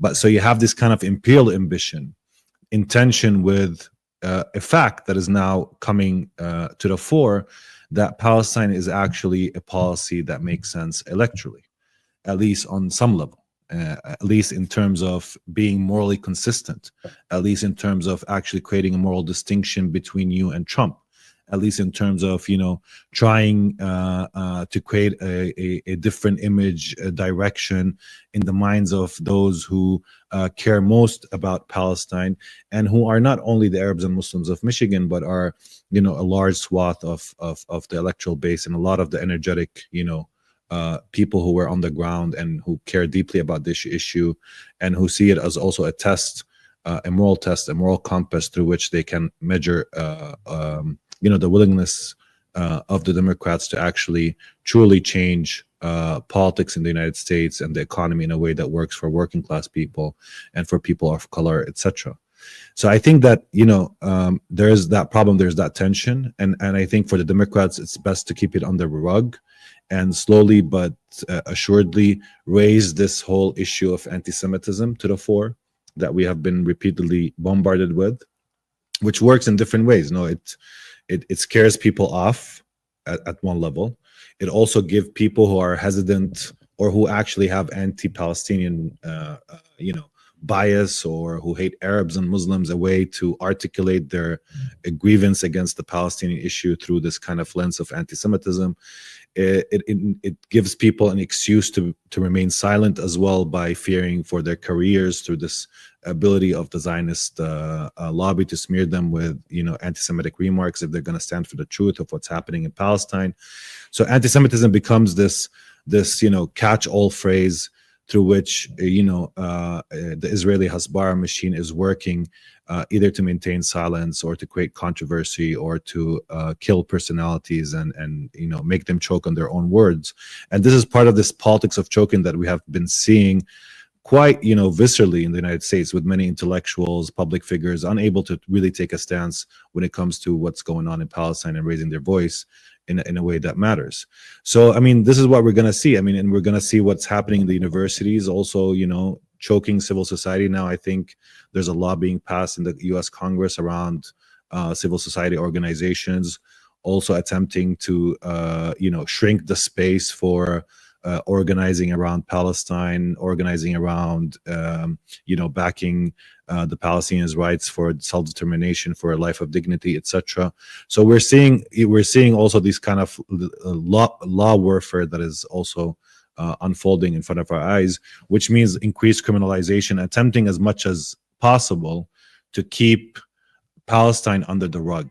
Although it has become in the past year so important and relevant, because what the past year has told us is that the hegemony of Israel over the imagination of the American people, over the political outlook of many. I don't want to exaggerate and say most of the American society, etc., because at least those politically active, at least not only the progressive, but also from a large base of the population who see what's happening in Palestine and simply cannot fathom how the Democrats are backing it with full force. Aboud, shifting to what a Trump administration may mean for Palestinians and the broader region, you write in your Mondoweiss analysis that, quote, "There's something almost redemptive in witnessing Trump's ascent to the American presidency." What do you mean by that? And what does it tell us about where the Democratic Party has really situated itself as being, like for many people, I've been talking with so many people the past few weeks about, since the Democrats lost, about how, the Democrats maybe would like to be more of an opposition party than actually, change any of their policies, listen to their constituents, and perhaps win an election. They would rather be the hashtag resistance. They would rather fundraise off of their loss because they get the same policies that, that they've, because Trump will enact the policies that the Democrats quietly really want. This move, this very like, it's not even incremental. It's like every 4 years you can see just how more right wing the Democratic Party becomes, the policies that it adopts, and the really the kind of cohesion between so-called democratic values and the Republican Party, the Christian right wing values. So what do you mean by the redemption in seeing Trump's return to the White House? Well, when we were growing up in Palestine, when you had these cocky, arrogant foreign journalists coming into Palestine, like the Tom Friedmans of the world, and they would come and look at our leaders and say, No relation, by the way. I just want to no, make no, I'm not. They would come in and accuse Arafat of being corrupt. I mean, I'm not saying that these accusations are not, but they would treat us with this kind of disdain and disregard, and talk up our leaders as buffoons, charlatans, as liars, as corrupt, as trade, whatever it is, and they do it in this kind of cocky, know-it-all manner. And I mean, yeah, there's a bit of revenge. I mean, it's a childish one. I mean, I'm not saying it's but it's a childish one, at least on my part, to see Trump rising in the U.S., to see this kind of populist, obscene figure who says contradictory things, who's in it for the money, who has no backbone to back what he really wants, but can rile up a base, populist. And to see America dancing to the tune of a figure that they once derided. So there's that kind of childish vengeful part of it. But I, of course, this comes with a sobering up afterwards, after that kind of childishness, sentimentality that I have, which is that Trump will be as worse, if not worse, than what Biden was. I mean, nobody's expecting Trump to come with policies that would actually end the war. Nobody's really hopeful that of course Trump is spoken about as this kind of unpredictable figure that we don't know what he will do. Also a figure that is less beholden to Netanyahu on a personal level. He has his own megalomaniac type of personality and his own ego, and Netanyahu has his own ego, and they might clash. And so there's all these theories going on how Trump could also be less of a weak figure like Biden was when it came to dealing with the prime minister in Israel. But I think this kind of interpersonal dynamics are not as important as what sets this kind of unified policy in the United States when it comes to Israel, in the foreign policy and intelligence community, and in the managers of the empire more broadly. And I think that's what will be, the driving force behind any policy. While personalities matter, it's still gonna be this direction, which is to back Israel, to give it as much space, to give it diplomatic cover, legal cover, and help it achieve whatever it says it wants to achieve in its war in Gaza. So I don't think that changes from Trump to Biden in any radically different way, except that with Trump, we wouldn't see this kind of rhetorical maneuvering around a lot of the policies that Trump will support and back up. And the Trump administration is not going to pretend to care about Palestinians while starving and bombing them the way the Democrats do. That's for sure. You talked about your own reaction personally. You even called it emotional or childish. But I think it's a reaction that has been shared by many people, and which is that, even knowing that what comes next is not better, I don't want to say worse, because I don't know how there can be worse than what has been done. And to say, oh, Trump will be worse, is in a way a kind of whitewashing of the horror that has happened for 14 months and is happening now as we're speaking. And I don't think, I've said I don't think Trump has magic bombs, which Biden doesn't have, and to say Trump will be worse is to suggest that Biden has held Israel back in any meaningful way, which we know is not the case. So I get what you're saying, but I just want to add that comment to it. But my question is, so I think there's a moral reaction in. So what I'm saying is, I think there's a moral reaction in being satisfied that they're lost, because, as John Mearsheimer put it, genocide is a red line. He wouldn't vote for them because genocide is a red line. My question is, what's the reaction you're seeing more broadly among Palestinians? And maybe, maybe the right answer is that the US is not the center of the world, so maybe they don't care that much. But on the other hand, the US is a major factor in this genocide. What's the reaction? And thinking regionally, there's some ideas I've heard, and we're in the realm of speculation, where, Trump had this very sort of special relationship, let's say, with the Gulf regimes through the Abraham Accords. And there was no hiding that all of the Gulf regimes, including Saudi Arabia, wanted to join up to the Abraham Accords, wanted to complete the normalization, but now feel they can't because of the genocide. And they have had to sort of draw lines that say no normalization until there's a Palestinian state, or whatever conditions they're putting.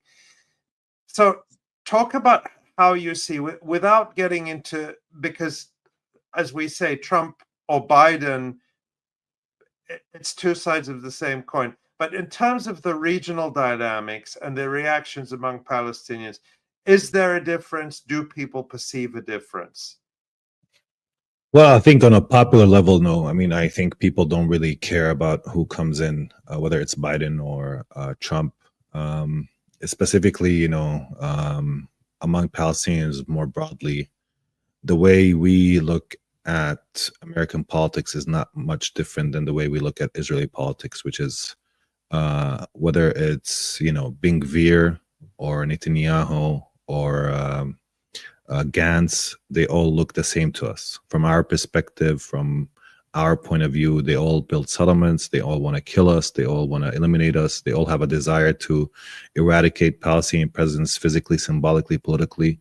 So from that vintage point, looking at American politics, I mean, nobody really gives that much of a damn about American politics or who comes in. I mean, some people might watch it out of, just an interest, like watching a sports or watching, soccer or football or whatever. But other than that, that's not really important. But of course, some people do argue that there is these kind of minute differences, and we should take them seriously because one would back more of a right-wing agenda, one would give Israel more of a moral grounding and support its, policies in a much more voice-first way. I mean, the Israelis were happy about Trump, specifically the current government, its right-wing coalition, including Ben Gvir and Smotrich, and they wanted Trump to come in. So they see they see the right wing in America as their ideological ally, as their kind of politics that they want to see as well, and the kind of president they want to see backing them up in the White House.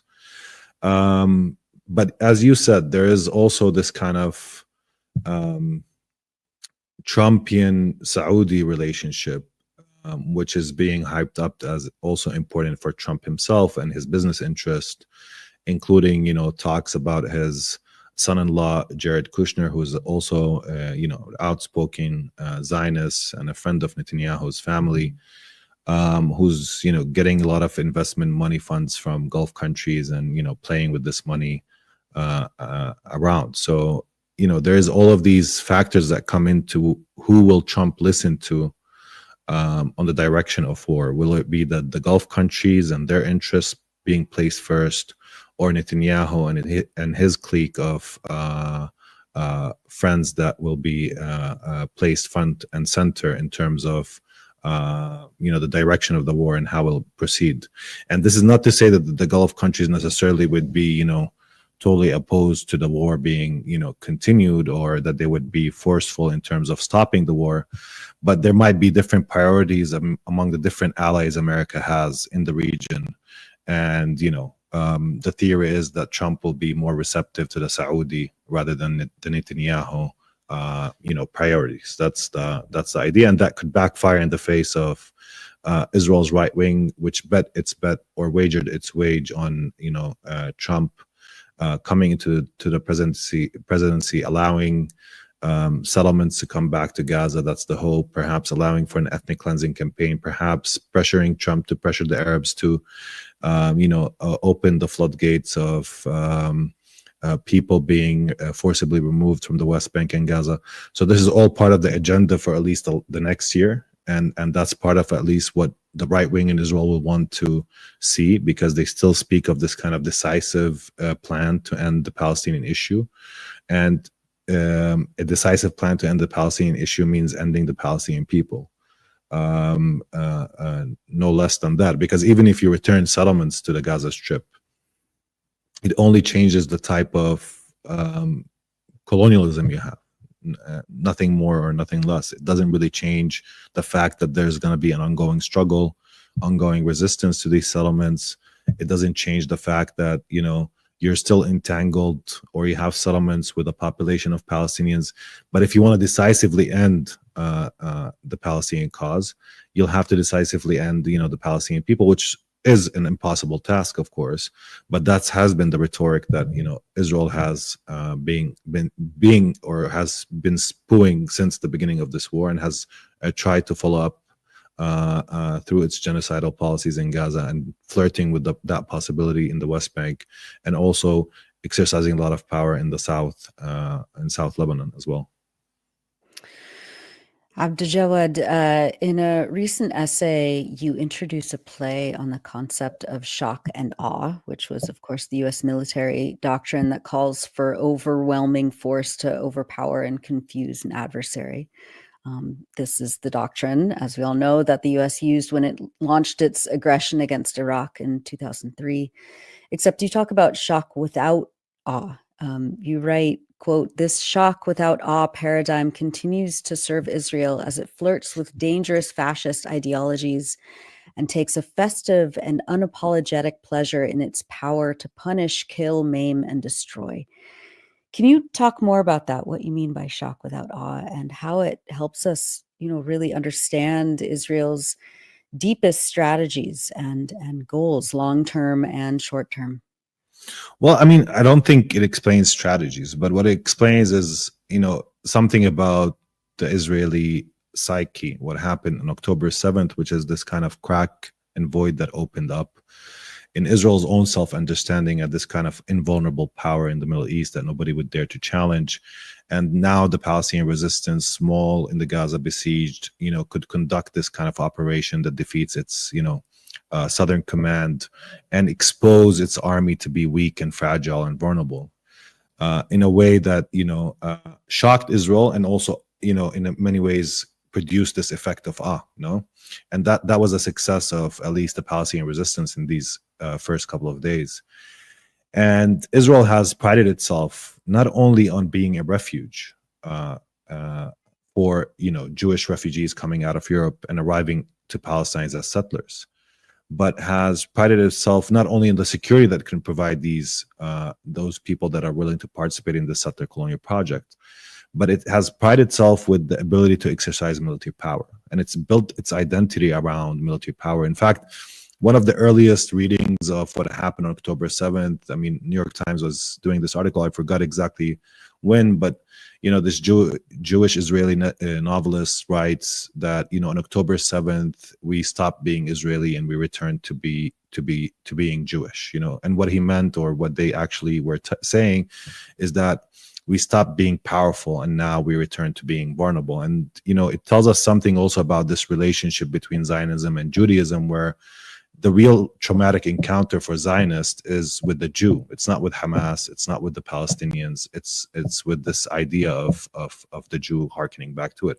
And Israel has invested quite a lot historically in building these, military operations that not only have tactical effect, but would actually render their enemies not only in a state of shock, but also would create or produce this effect of an amazing or awesomeness of power and its display. And what we have been seeing for the past year is that it lost much of that capacity, although with a qualification to some degree, maybe with what they have been able to achieve in some of the operations against Hezbollah, one could claim that there is this kind of combination of both. and not all of these operations. But in essence, they haven't been really able to show this kind of heroic Israeli But figure. Yeah. Even in the case of the operations against Hezbollah, you may be referring to the pagers, the pager attack, of course, the assassinations, which would have required the type of mythical intelligence that we grew up hearing, that Israel has this mythical omniscient intelligence ability. But even when they achieved that shock and awe, okay, now I think I'm getting it in real time. There was shock, but no awe, in the sense that within days, people recovered from that sense of shock, and it didn't produce the kind of, you think about how the hubris in the West, in the United States, following the assassination of Sayyid Hassan Nasrallah, that now Lebanon is going to fall into line, the whole Middle East is going to be remade, and that's not what happened. Is that what you're referring to?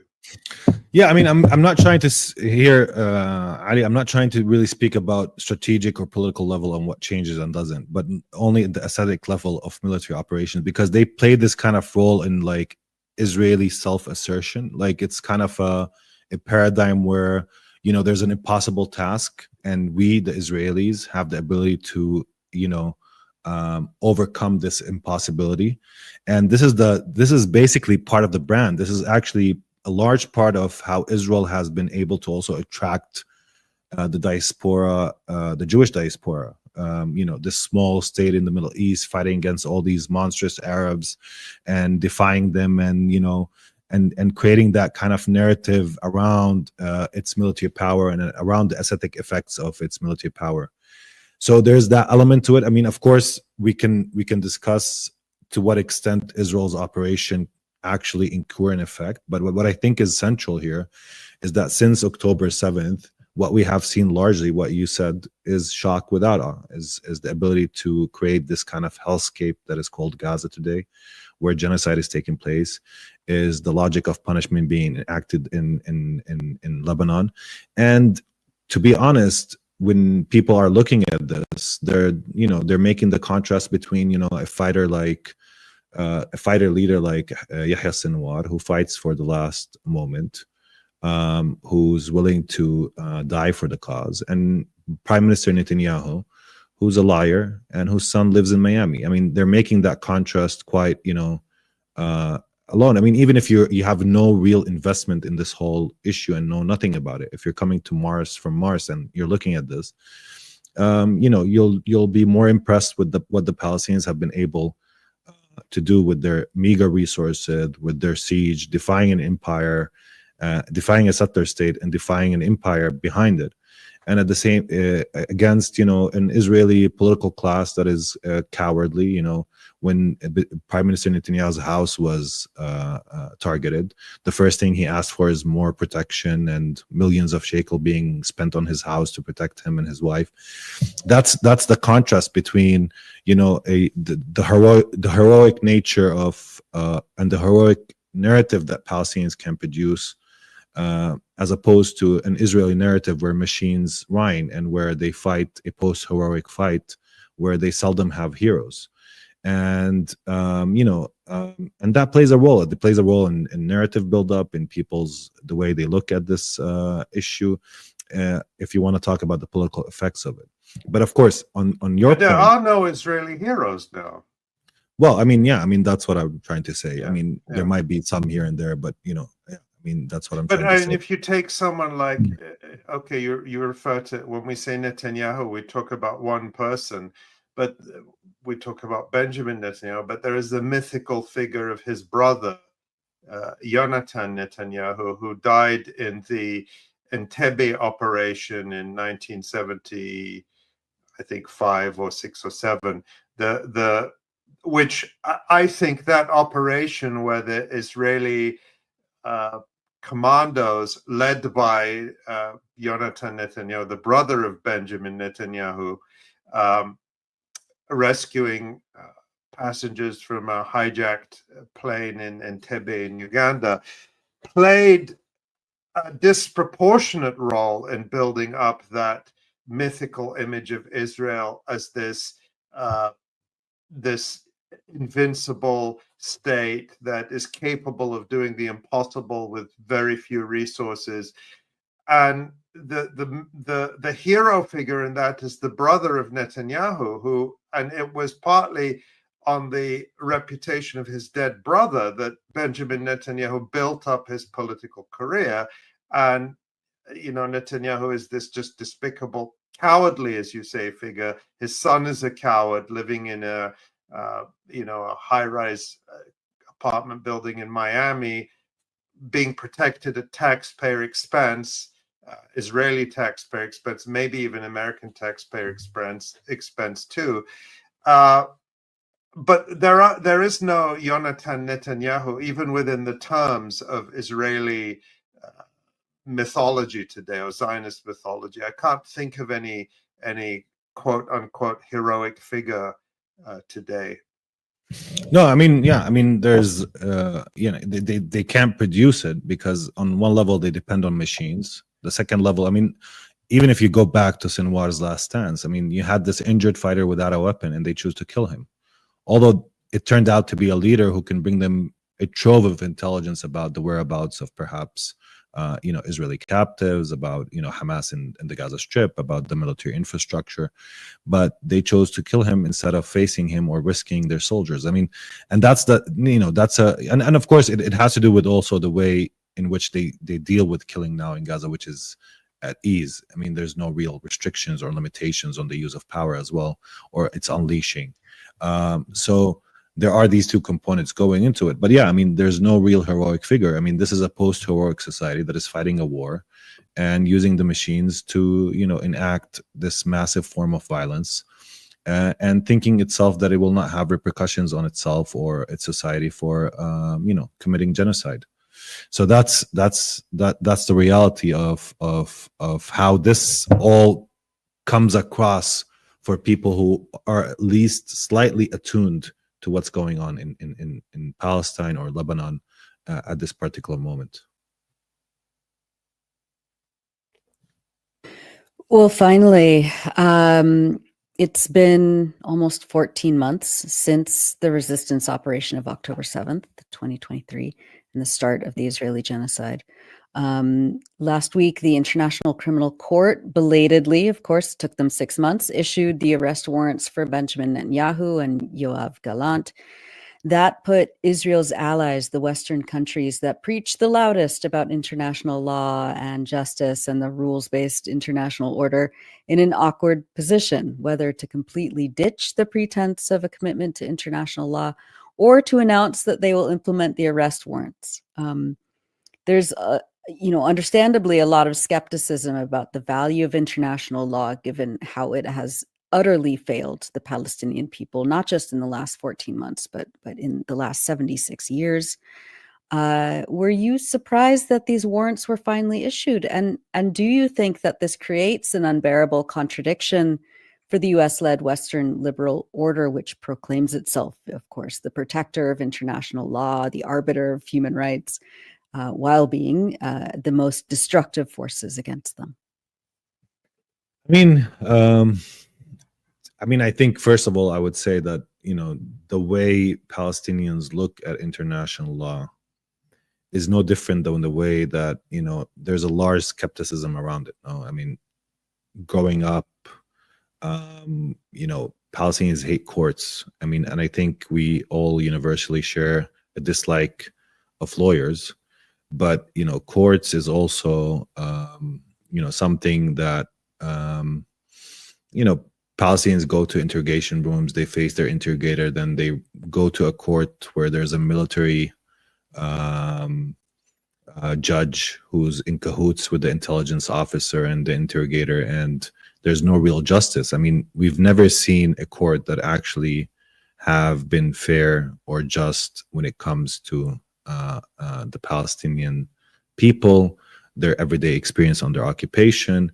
And therefore there's this kind of innate, inbred, if you want, hatred of law in courts, and also sharing this dislike of lawyers.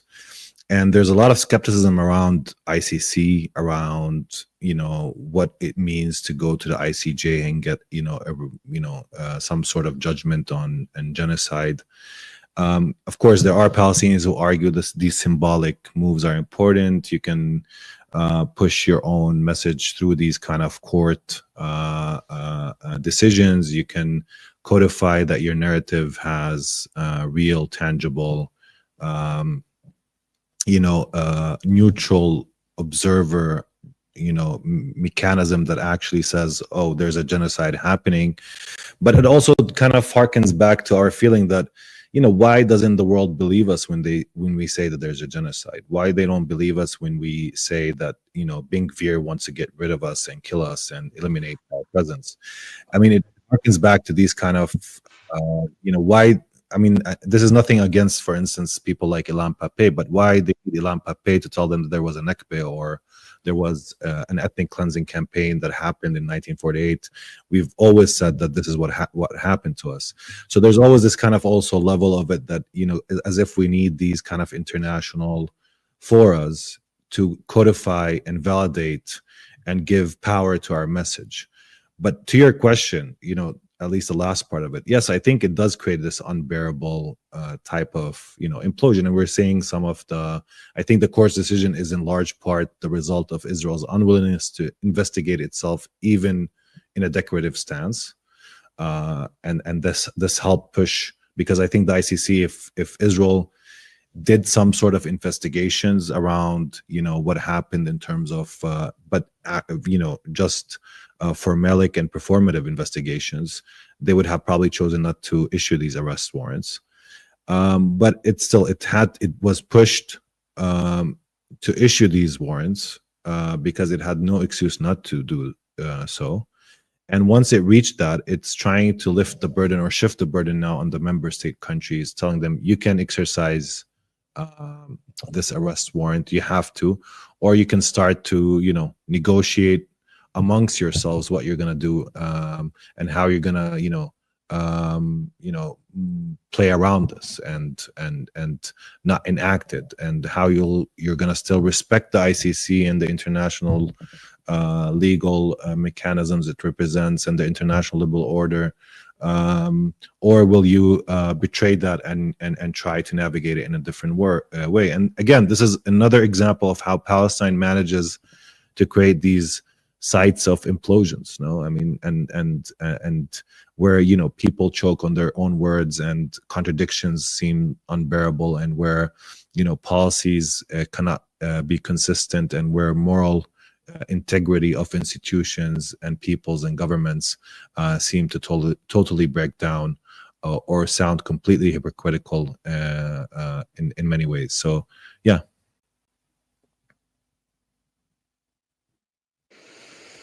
Well, we could talk to you, as always. We could talk to you for hours and hours, and we will have you back on a lot sooner than I don't even know. It was like 5 months that we had you on last. So, Abdaljawad, you are an incredible analyst, and I am encouraging all of our viewers and listeners to read your most recent pieces on Mondoweiss, and also your radicalphilosophy.com. That's where your Shock Without Awe essay came out. As always, thank you so much. And we look forward to having you back on very soon.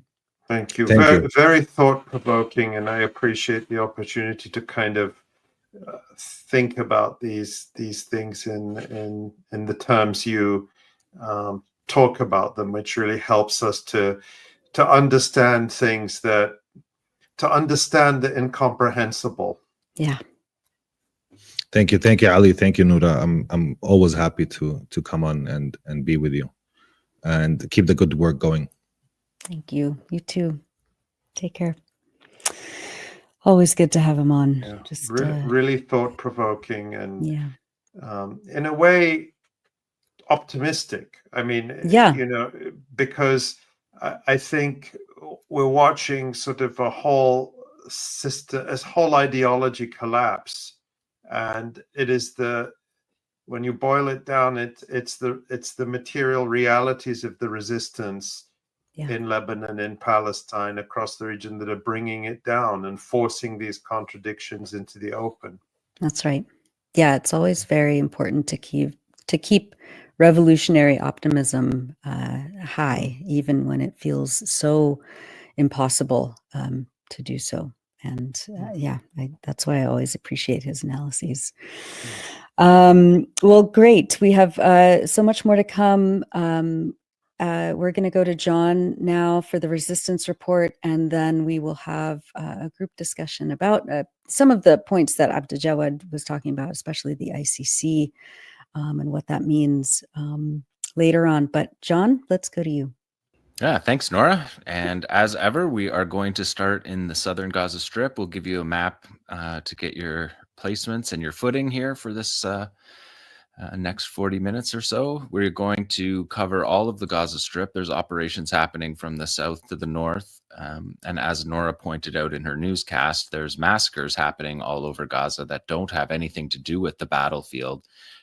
Airstrikes and artillery hitting civilians is something that we have been dealing with through this entire war, and there's no let up of that, as Nora's report always brutally puts in context. So I will be focusing on the battle spaces. If we look at the next map here, we can see Rafah. There hasn't been fighting in Rafah for the past several weeks, but this week there was quite a bit of fighting actually in Rafah. Israel believed that Rafah has been cleared of humans. As we know, Yahya Sinwar was killed in a confrontation in Tel Sultan there that you can see at the north of the map. Rafah crossing down at the bottom of the map is the access to the outside world that Palestinians desperately need in Gaza and have not had since the 6th of May when Israel moved into Rafah. But from Israel's point of view, they have cleared Rafah, or believed they had cleared Rafah. Like all other places in Gaza, they will likely return to Rafah because they haven't cleared it. And I think the reporting on this show has illustrated that. But on the past few days, Qassam fighters were able to carry out a complex operation against enemy soldiers and vehicles near the Burj Awad junction in Rafah a short while ago. Our fighters spotted a number of occupation soldiers in the area and successfully sniped 3 of them with Al-Ghul rifles and confirmed 2 dead. As soon as a Zionist Merkava tank arrived to rescue them, it was targeted with a Yasin 105 shell. So we're having multi-stage attacks happening in Rafah over this week. The targeting of the tank left the crew fleeing the tank, according to this field report, and helicopters, medevac helicopters, were spotted by Qassam, which is something we have seen, of course, on film many times. So far, this video is not on film. We may have one by the next show, but so far not yet. But then there was another operation the next day, a multi-stage ambush of an engineering infantry force that is still moving through the border area along the Philadelphia corridor. 5 soldiers were hit with an anti-personnel IED. And then just again today, an armored personnel carrier struck in Rafah. So we have operations happening continually over this past week in Rafah, and not just Qassam operations. The DFLP and the Popular Resistance Committees were both involved in artillery attacks in the Rafah area. So the battle in Rafah does not appear to be over. Despite Israel's declarations and moving their fighters, their soldiers from the 162nd Division up to Jabalia, where they have been carrying out the now 2-month siege of Jabalia. So if we look at map C here, we get the zoom in on the Netzarim corridor. And as I stated over these last few weeks, the Netzarim corridor has been widened. It's now 7-kilometer wide piece of Israeli territory that includes bases, outposts, not bases yet, but Israel's intention is to hold on to this corridor, according to reports in Army radio, for at least another year.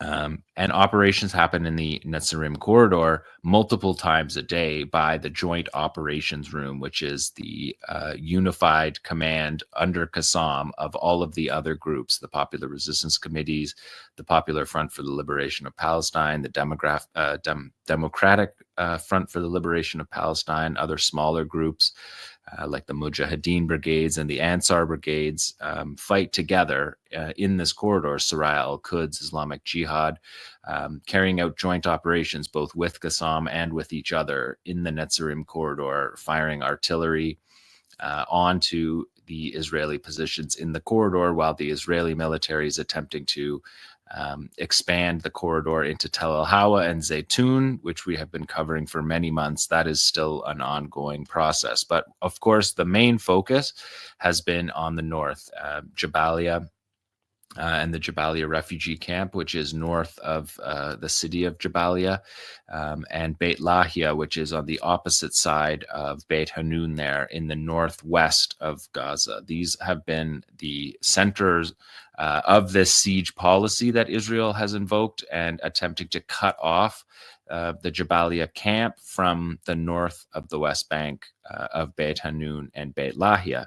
Of course, we'll remember back that the war began in Beit Lahia, the first operations of the Israeli ground war. Now 390 days of ground war there has been.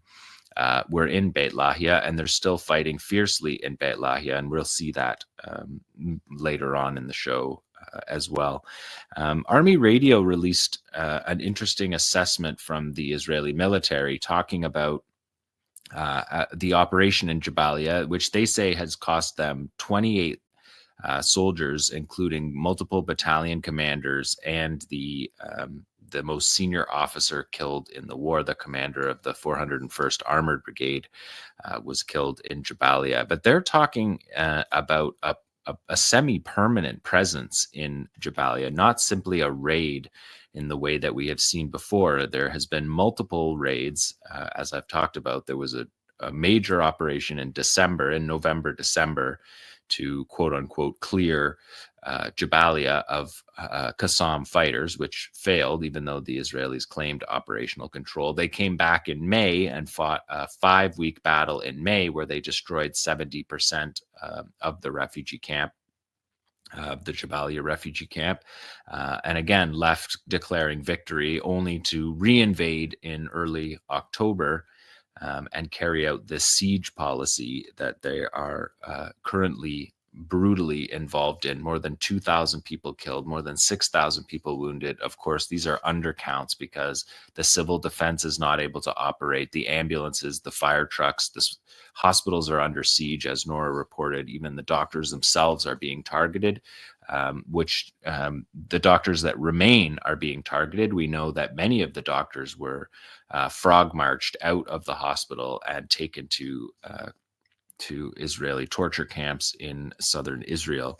So the idea that that Army Radio put out over its airwaves just the other day was that the purpose of the clearing operation in Jabalia and the north was to set up a plan that would last for 3 more months. So this is the first that we've heard of a timeline for this brutal operation.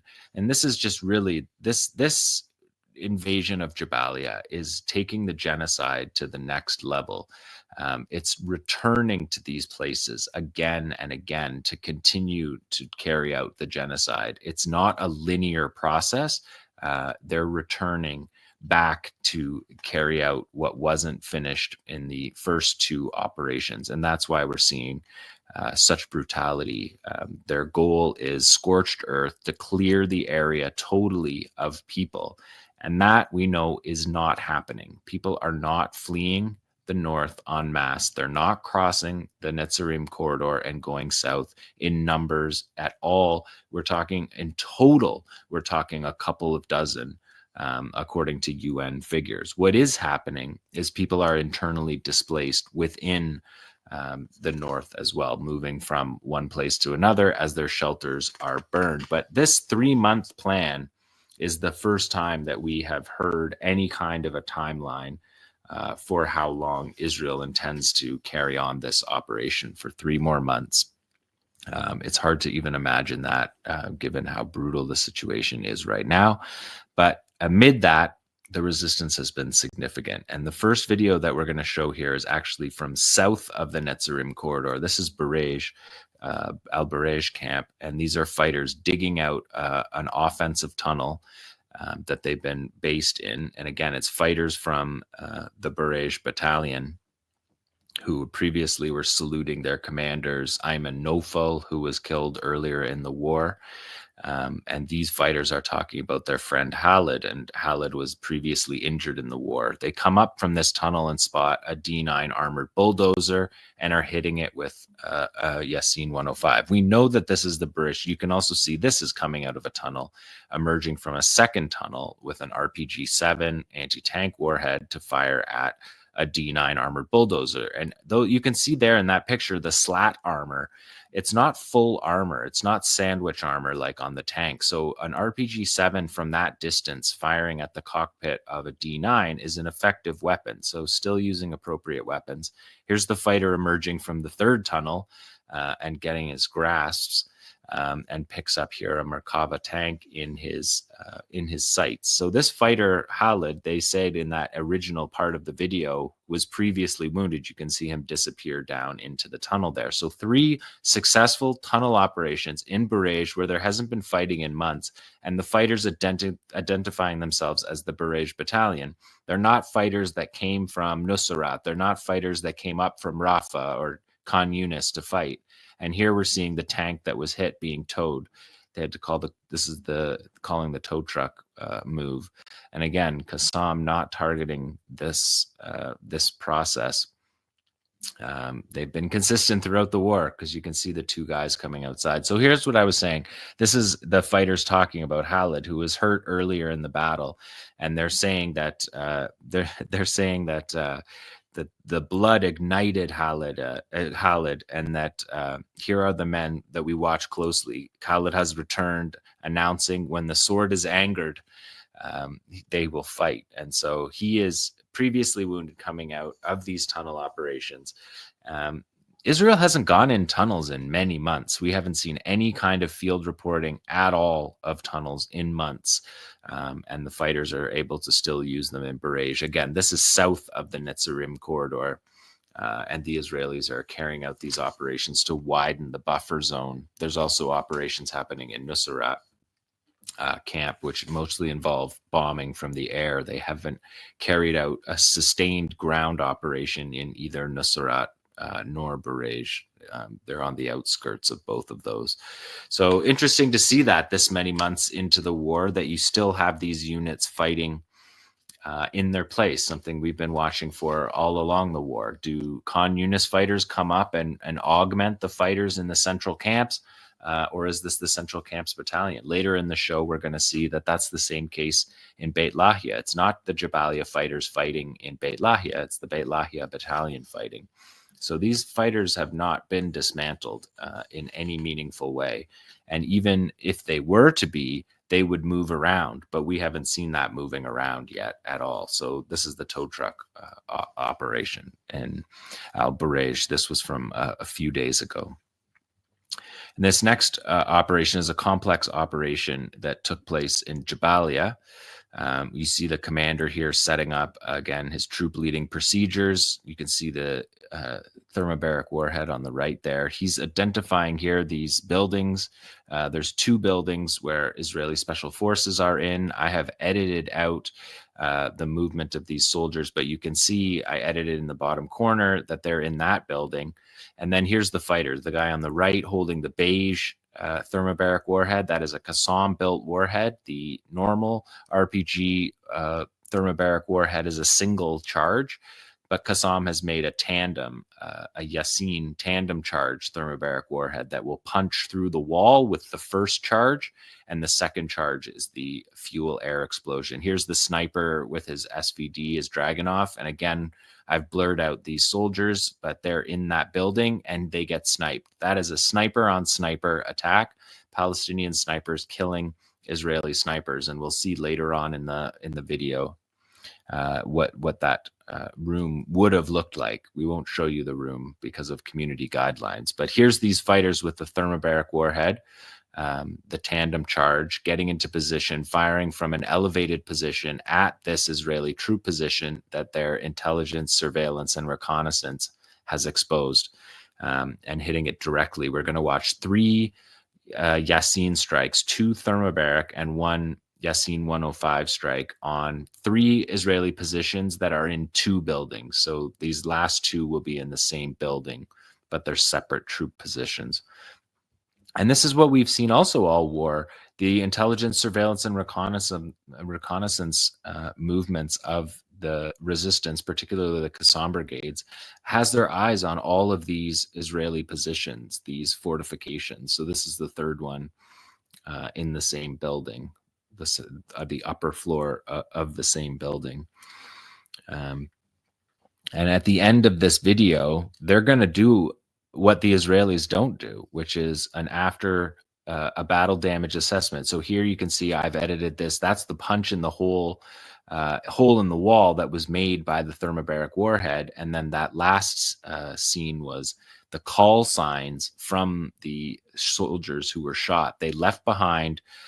We can't show it, but maybe tomorrow I can throw my Twitter up on the ticker and you can watch the full video, a full video there. But the after action, the battle damage assessment that Qassam does, they go to the room that this operation that we're watching right now takes place in.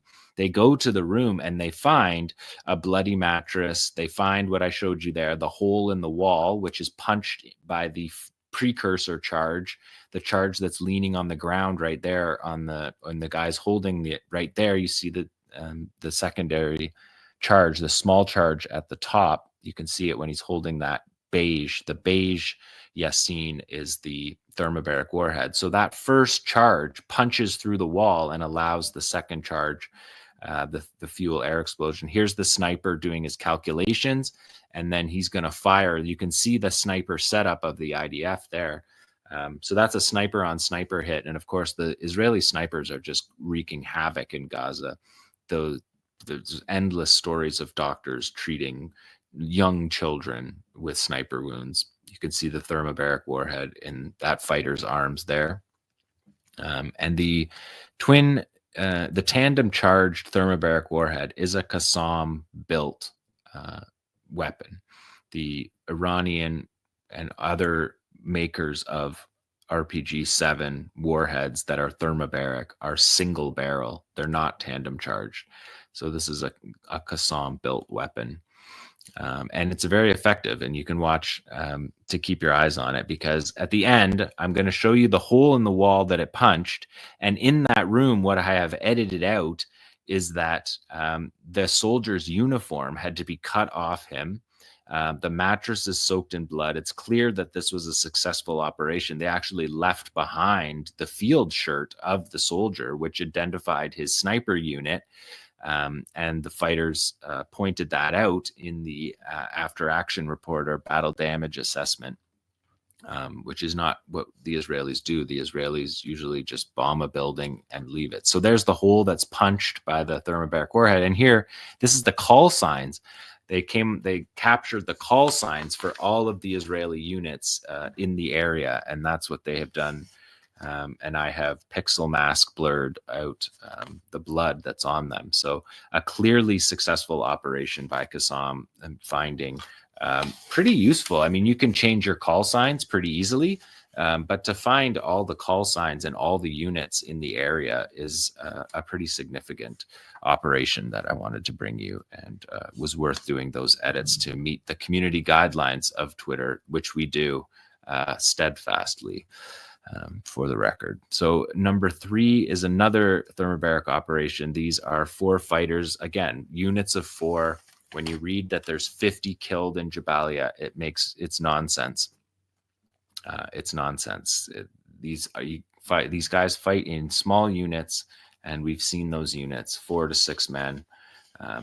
Sometimes they're fighting in 2-man units, but this fighter is saying, the commander is saying that we're going to ambush an IDF special units force holed up in a building in the west of the city. He addresses Netanyahu and says the IDF hides in their tanks, armored vehicles, and fortifications, where they seek shelter in their tanks, fortifications, and armored vehicles. We seek shelter in the verses and words of God and the Holy Quran. So he's juxtaposing the belief systems of the two combatants in this case. And again, you're seeing tandem charge. That's a perfect view of the tandem charge Yassin thermobaric, where they have the second charge, the precursor charge for punching holes in the wall. Unclear if that was a message to Mohammed al-Deif, who was famously looked at his watch in that one video the Israelis released of him, the only picture they have of him since he was in university, that was released, was found in Gaza during one of their searches. And Mohammed al-Deif looked completely different than what Israel said he was. And so the fighters have been often looking at their watches, because that's what Deif was doing in those pictures. So again, successful thermobaric warhead charges, deployment of these weapons have been very well used.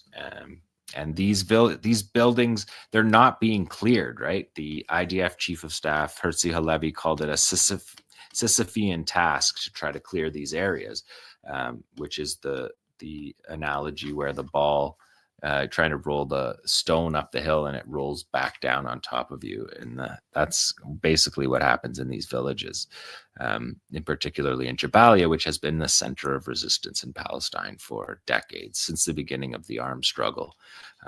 There's no surrender happening in Jabalia. Until the Israelis, what the Israelis tell the Palestinians all the time, to lay down their arms. The only way is if the Israelis lay down their arms and release the Palestinian political prisoners. The Palestinians are not going to stop fighting, particularly not in Jabalia. So we look at this next operation in Jabalia, number 4. This is a Shawad. You can see the fighters wiring it up. Again, multiple fighters involved in the process.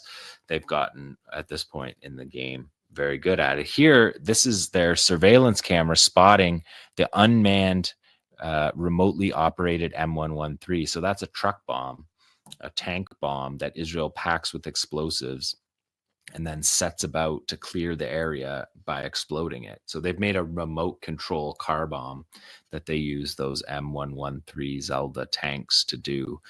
And so we're going to watch this Shawad detonate twice. Here's again, we're seeing the backup cameras, the reverse camera being used for a second angle, constantly repurposing these cameras for CCTV footage, and very effective. It's a devastating strike to hit these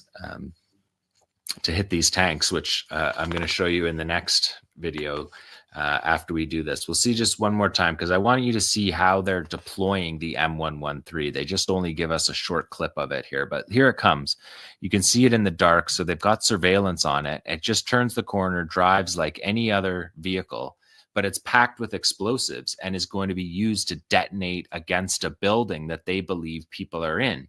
They're killing civilians with these weapons. They're using tanks that the Americans gave them, that they have thousands of, that can't withstand battle, but they're using them as essentially suicide bombers, unmanned car bombs, vehicle-borne IEDs is what the military lingo is for them. But it's really astonishing that they're using these.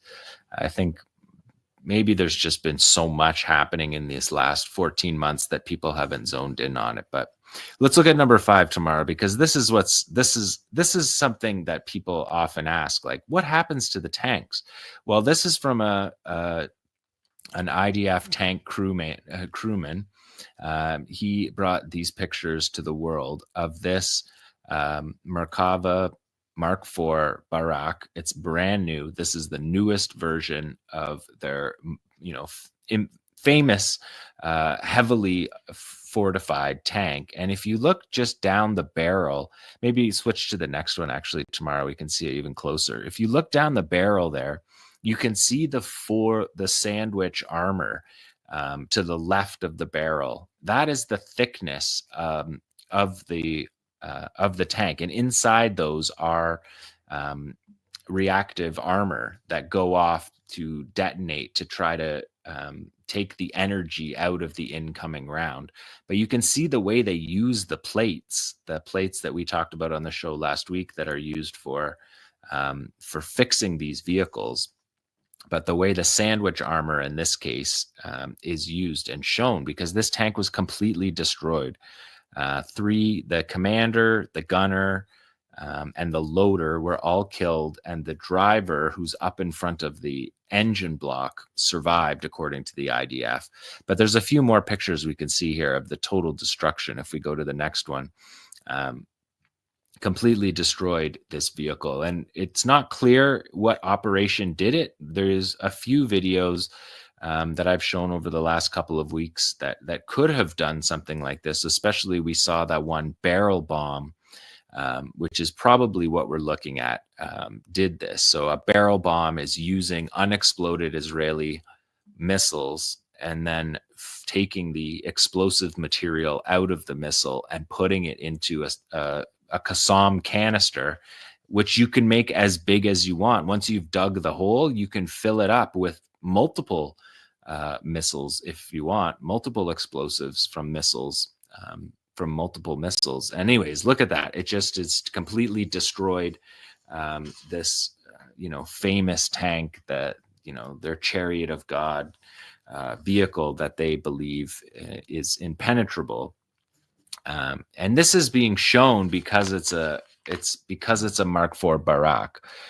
They haven't shown us many of the other versions because those older tanks were they're not as new. They're showing this because it's the newest version of the tank, just mangled in this way. So you can see a lot of people, they ask in the comments, like, we don't see the after action. We don't see the battle damage because the fighters are skilled fighters and they leave the area before they see this. But this is something that would have had to be dragged through the streets in this shape, and they get it out into the buffer zone and show you something that's just a twisted pile of 70 tons of metal.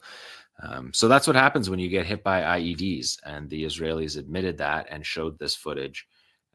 At least their tank crew shared this footage, but just wanted to bring that to you. So that is this is from Jabalia. This was an operation in Jabalia that did this. The date it's circa the 25th of October is around the time that this happened, in pieces. And you can see the soldier who's taking the photo there. You can see his outline. So it's an Israeli soldier taking a photo of an Israeli tank that gave this information to the public. Well, they didn't mean to give it to the public. They give it to each other. And us, we grabbed a hold of it and are showing it to the public. Okay, I think that's the last one for the blown up tank. Number 6, this is an operation in Beit Lahia, like I said, and this is the focus, is because they're saluting their commander, Wael Rajab Abu Suhaib. He was the battalion commander of the Beit Lahia battalion, and he was killed in the first month of the war. He was killed along with Ahmed Gandour when the Israelis bombed in the early days of the war, before the ground war even started. And these fighters are saying that his fingerprints are all over these operations. Like, we've seen the fighters do this all the time, saluting their previous commanders, but here they've got a window of opportunity on a Merkava tank, and they're going to hit it with a Yasin 105. Still seeing all the weapons. They're using appropriate weapons in all spots. Some people asked, because of last week when I showed a video that showed that they were manufacturing weapons, if that meant that they don't have weapons. We haven't seen that be the case. They would be manufacturing weapons in order to continue to do so. Not necessarily because they have to, and we haven't seen any indication that they have to. And here's the soldiers again in this building, being exposed in these buildings. We blurred them also out for YouTube guidelines. You can see the full video at my Twitter feed, but multiple things have been edited out of this video because after this operation, the fighters of Wael Rajab, they went out and caught these soldiers here that were coming across that we see here. They get in a shootout with these guys that we can't show on video, but it was an unsuccessful operation for the Israelis, and that's where the video ends for us. But there's about a 30-second shootout that you can watch where the deputy battalion commander was seriously wounded of the 90th Battalion. So a pretty senior officer, deputy commander, and another soldier was killed in that operation. And so you see the fighters here holding their commander, their Beit Lahia leader, who's also a senior figure in the Northern Division. He was killed early in the war, and he was one of only a small number of leaders that Qassam acknowledged their deaths right at the time of them, and they've been saluting him throughout the battle. But this is the most direct one that we saw, and of course he's saying that the fingerprints of the leadership are on all these operations. These are not guerrilla operations. These are, I mean, they're textbook guerrilla operations, but the organization is functioning in the way it was created before the war. That's what they mean by their fingerprints are on these operations. The loss of their leadership doesn't mean that they can't carry out these actions. And that's the same case with Hezbollah. The loss of those leadership, they exist in a collective leadership, and they have trained cadres. So the loss of the leader is devastating, but it's not something that ends the armed struggle in any way. And so this operation is another successful one. Yassin versus a tank, thermobaric versus a troop position, and then hand-to-hand, close quarters gunfight with an SVD, with a Dragunov sniper rifle that they have up in Beit Lahia. So Beit Lahia has been essentially wiped out almost entirely, but the resistance is still there fighting. And when the Israelis move or redeploy people will move back, as they always do, and clean up and carry on.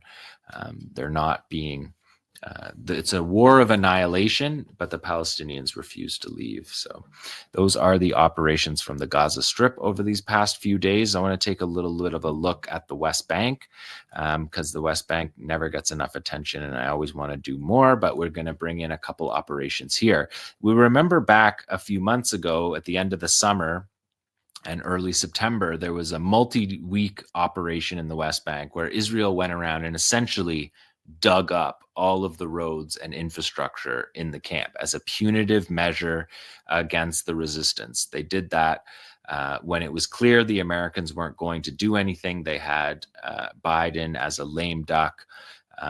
He wasn't going to stop it. And so they went ahead and just destroyed the main fighting centers in the West Bank, which are Jenin, the camps around Nablus, Tulkarm, and Tubas, the northern West Bank, what the British used to call the Triangle of Terror, when the anti-colonial resistance, Palestinian resistance at that time, was against the British.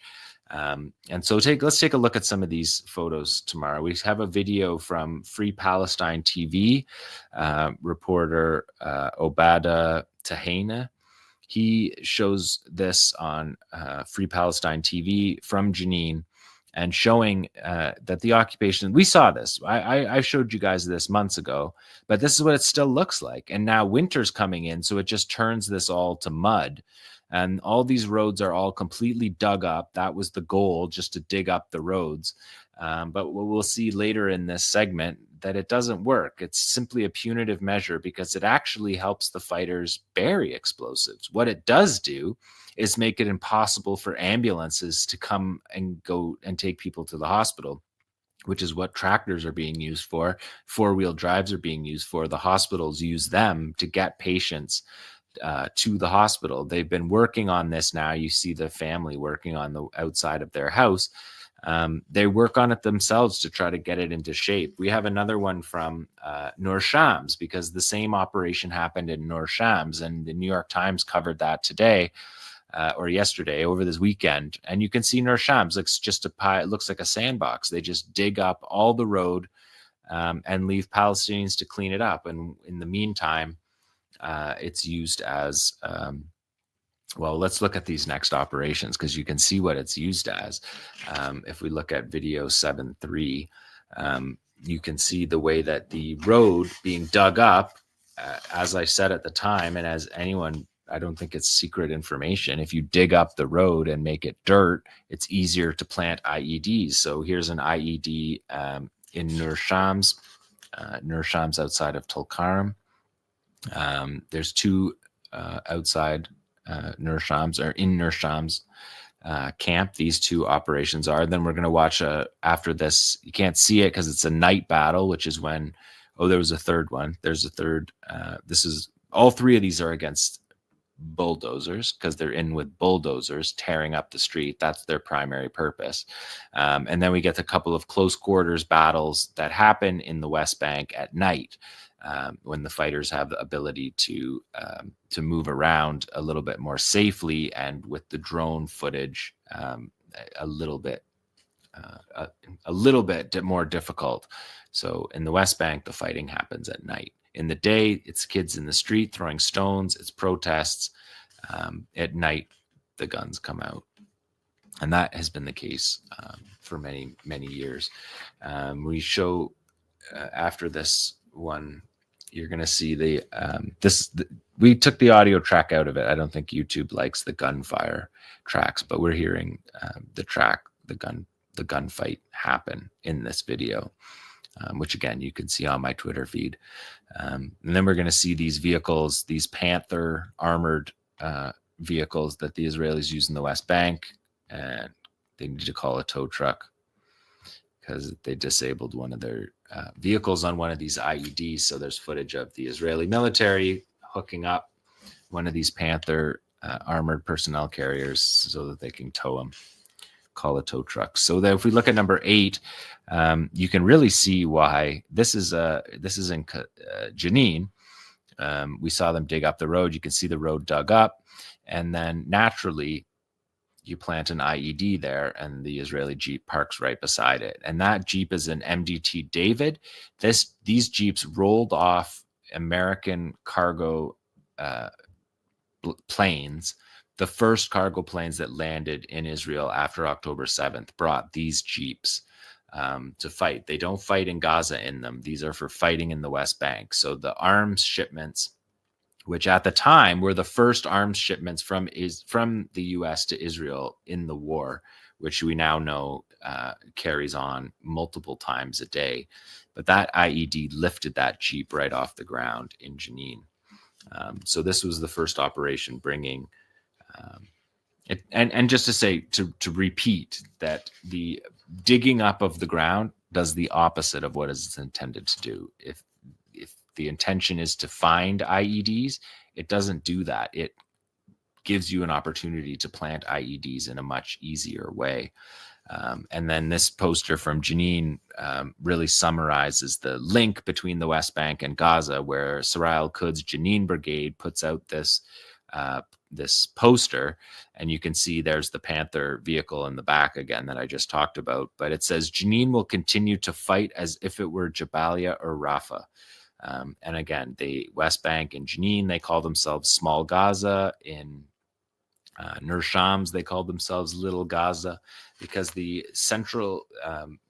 localized raids are doing very similar things, destroying houses, destroying infrastructure, closing schools.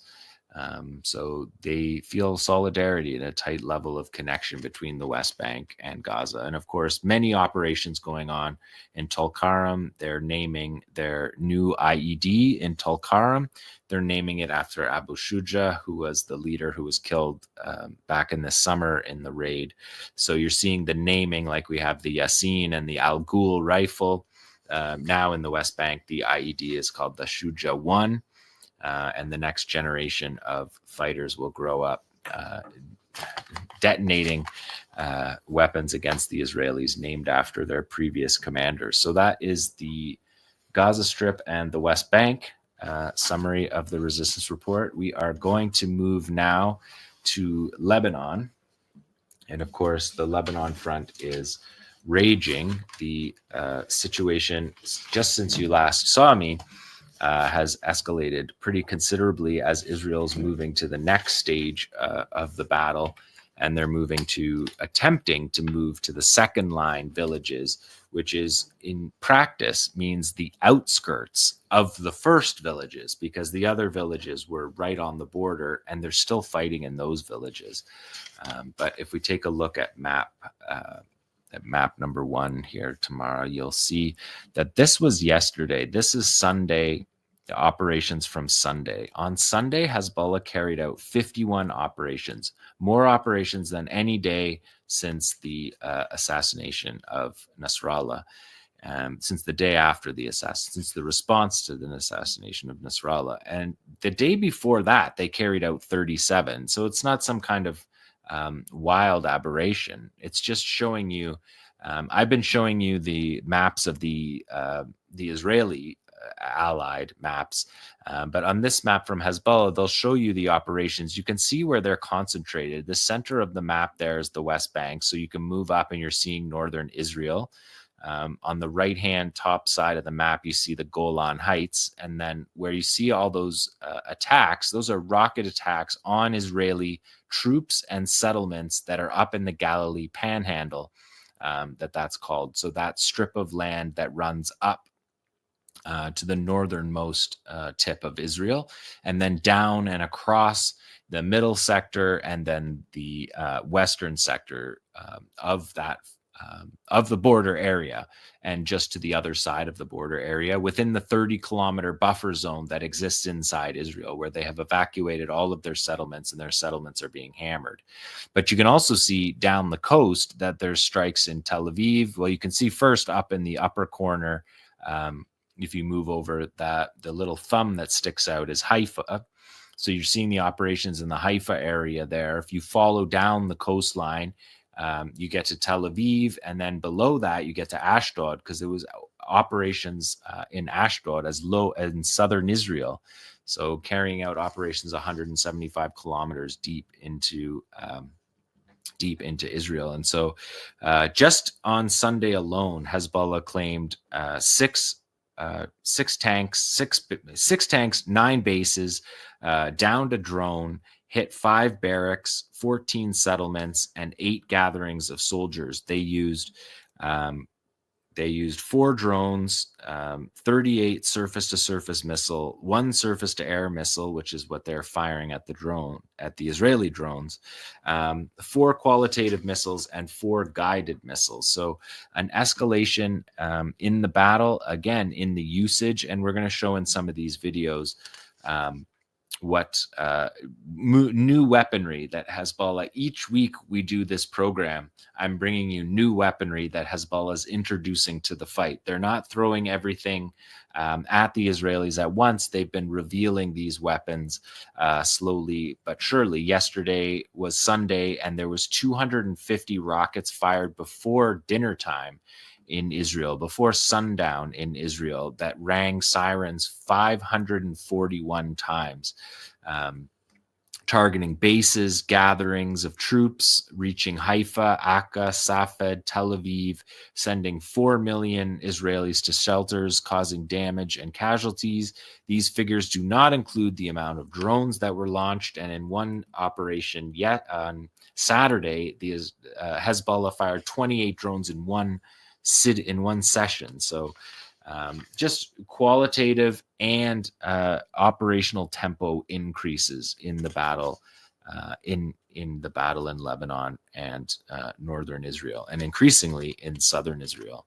Like I said, 1 drone swarm yesterday, 2 days ago, 28 drones in 1 storm. Let's look at 1 drone strike. Let's look at the map Y here, and I'll show you again. Remember, the dark blue is inside Israel. So the light blue is where Israeli military vehicles have existed or attacks have happened. So that counts as artillery. That is not land being held by Israel. As it says at the bottom of this map, assessments are for advances of areas where forces have operated in or launched attacks but do not control. So the light blue, they do not control any of that territory. Its maximum, you can see the kilometers legend there, just above on the right hand side down near the bottom. You can see the legend. So we're talking about a few kilometers, and a little bit more than 3 kilometers in 𝐓𝐿, where they have moved forward and continually move forward and continually retreat in 𝐓𝐿. There's been fierce battles in that area. There was a 14-hour battle on Friday that killed 6 soldiers, 14 wounded. Hezbollah fighters came out of another tunnel and fought in that area. The number of hits on 𝐓𝐿 is hit with rockets and artillery constantly. Yesterday, they reclaimed 6 Merkava tanks in that area were hit by anti-tank fire. We haven't seen videos for that yet. We may see them by the next show. But also, if we look at the next map tomorrow, you can see this is the west. So that's the Galilee Panhandle. This is the western sector. And the western sector, they're not able to go anywhere. And if you look at what's significant about this map is look at the topography of the map. That they have to go up the mountain. They have to clear the mountain to be able to move armored vehicles forward into South Lebanon. And none of that has even begun yet. And again, every time we have reporting of tank movements, we have countervailing reporting of them withdrawing. They're moving forward. When they come under fire, they withdraw, and they're all trying to stay out of anti-tank fire. So if we look at video number 10, this is an interesting one because the Israeli army radio, they denied this happened. They denied a Hermes 450 drone was shot down. They said it wasn't shot down. And then Hezbollah released this video showing it pretty clearly being shot down. Also interesting in this video, they show us the most we have seen, that right there that you just saw. That is the most that we have seen of the weapon that Hezbollah is using, and also that Ansar Allah and the Yemeni armed forces is using to down these flagship drones of the Israelis and the MQ-9 Reaper drone of the Americans, the U.S. Air Force, which the Ansar Allah movement has downed 15 of them since 2005. But there it is. That little picture is more than Hezbollah has shown us the whole time. And it indicates what I said to you right from the start. It's a 358 surface-to-air missile. It's a combination of a surface-to-air missile and a loitering drone, which is essentially made from many parts that can be procured from the commercial market. This is not a top-secret weapon that you need only specific parts for. The genius of these weapons developments coming out of Iran and being used by Hezbollah and by Ansar Allah is that they can be, you can swap parts in and out of them. So when Israel says that they've knocked out 80% of Hezbollah's drones, it's not true, because they can rebuild these drones even under the partial blockade that's happening right now. Hezbollah can resupply with these drones and reconstitute their drone program, which Israel said that they had knocked 80% of it out. And then we got a drone swarm on Thursday or Friday where it's 28 drones in one launch. So you're clearly not knocking them out. And if we look at number 11, these are missiles. These videos, I'm just taking a sample of these videos from Lebanon. We just don't have time in the show to show you every single video from Hezbollah because they're releasing constantly. This shows Tel Aviv, the Rabin base, and the Kiryat, the campus, showing the launch of the 𝐓𝐡𝐞 missiles here, and we're going to watch drone launch. The 𝐓𝐡𝐞 missile is a formidable missile. The 𝐓𝐡𝐞 missile is precision guided 400 kilo warhead, and like I said, precision guided within 5 kilometers, within 5 meters, sorry, of its aim. So as good as any accuracy that you find in any other guided missile that the Israelis or the Americans are firing. This is visions of Tel Aviv in flames here, something that that Hezbollah did as a direct response to the targeting of Beirut, which has been happening, of course, over the last week. Now we're moving up to Beit Lid near Netanya. Beit Lid is a major Israeli base. This was the base that was targeted by Islamic Jihad with the first suicide bomb in the Israel-Palestine conflict, a devastating hit, double suicide bombing against Israeli troops in the Beit Lid base. And this is seeing the launch of the drones again. And at the Beit Lid base is a training camp for the Nahal Brigade and the Paratroopers Brigade. And this is after action video that we're seeing. And then number 12, Hezbollah immediately then did the PSYOPs again, where they published these posters that say 8:45 p.m. Tel Aviv under fire. And then the asterisk takes you down to Netanyahu saying, we have destroyed 80% of Hezbollah's rocket fire. So they're just rocket capabilities. So they're just mocking them. And to give you an idea of what 80% would mean, going into the war, Israeli estimates had Hezbollah's rocket arsenal at between 150,000 and 250,000. So that claim suggests that they've knocked out 200,000 rockets. It's an absurd claim. It has nothing to do, no founding in military bases, as I said last week. Meanwhile, these posters come out, these psychological operations posters come out after each of these major operations, poking holes in the Israeli narrative. So if we go to 13, again, this is the nature of the war. We're seeing 51 attacks a day, 37 attacks, 35 attacks, sometimes 27, 25, never less than that. We're seeing them every day, all day long. And these are drone launches. These are drone launches against the Shraga base, which is the administrative command center for the Golani Brigade, which is fighting the main northern fighting force. Now there's 5 divisions on the border, but of course the Golani Brigade is one of them. And this is footage from inside one of the targeted spots. We're seeing them launch 122 millimeter Grad rockets here from a truck launch. And you can see how they've got the rocks on either side to protect the launch in the moment that it happens. Then they can pull out the launcher. We're going to see this is going to happen constantly. This has been happening constantly, dozens of times a day.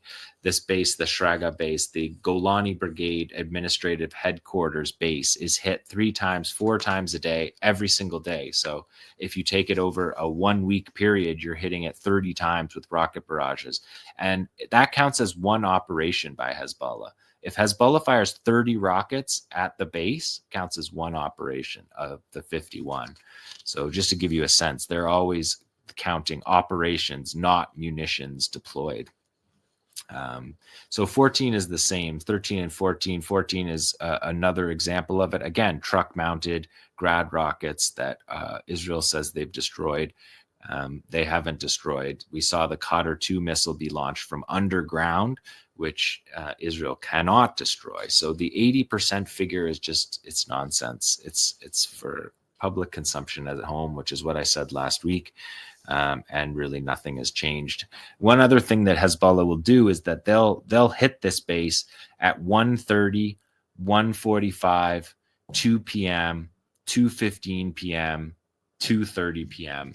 So it's just one after another barrages against these bases.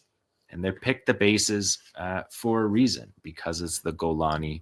And these are the drones being launched, the drone swarms that Israel has no ability to detect. And you can see that even in IDF field reports, because they'll announce when there's a drone, when there's sirens, they'll announce where there's sirens. And then if nothing has happened for 15 minutes, they'll literally say, we haven't found the drone. So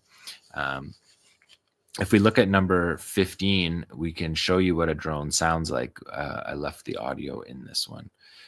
So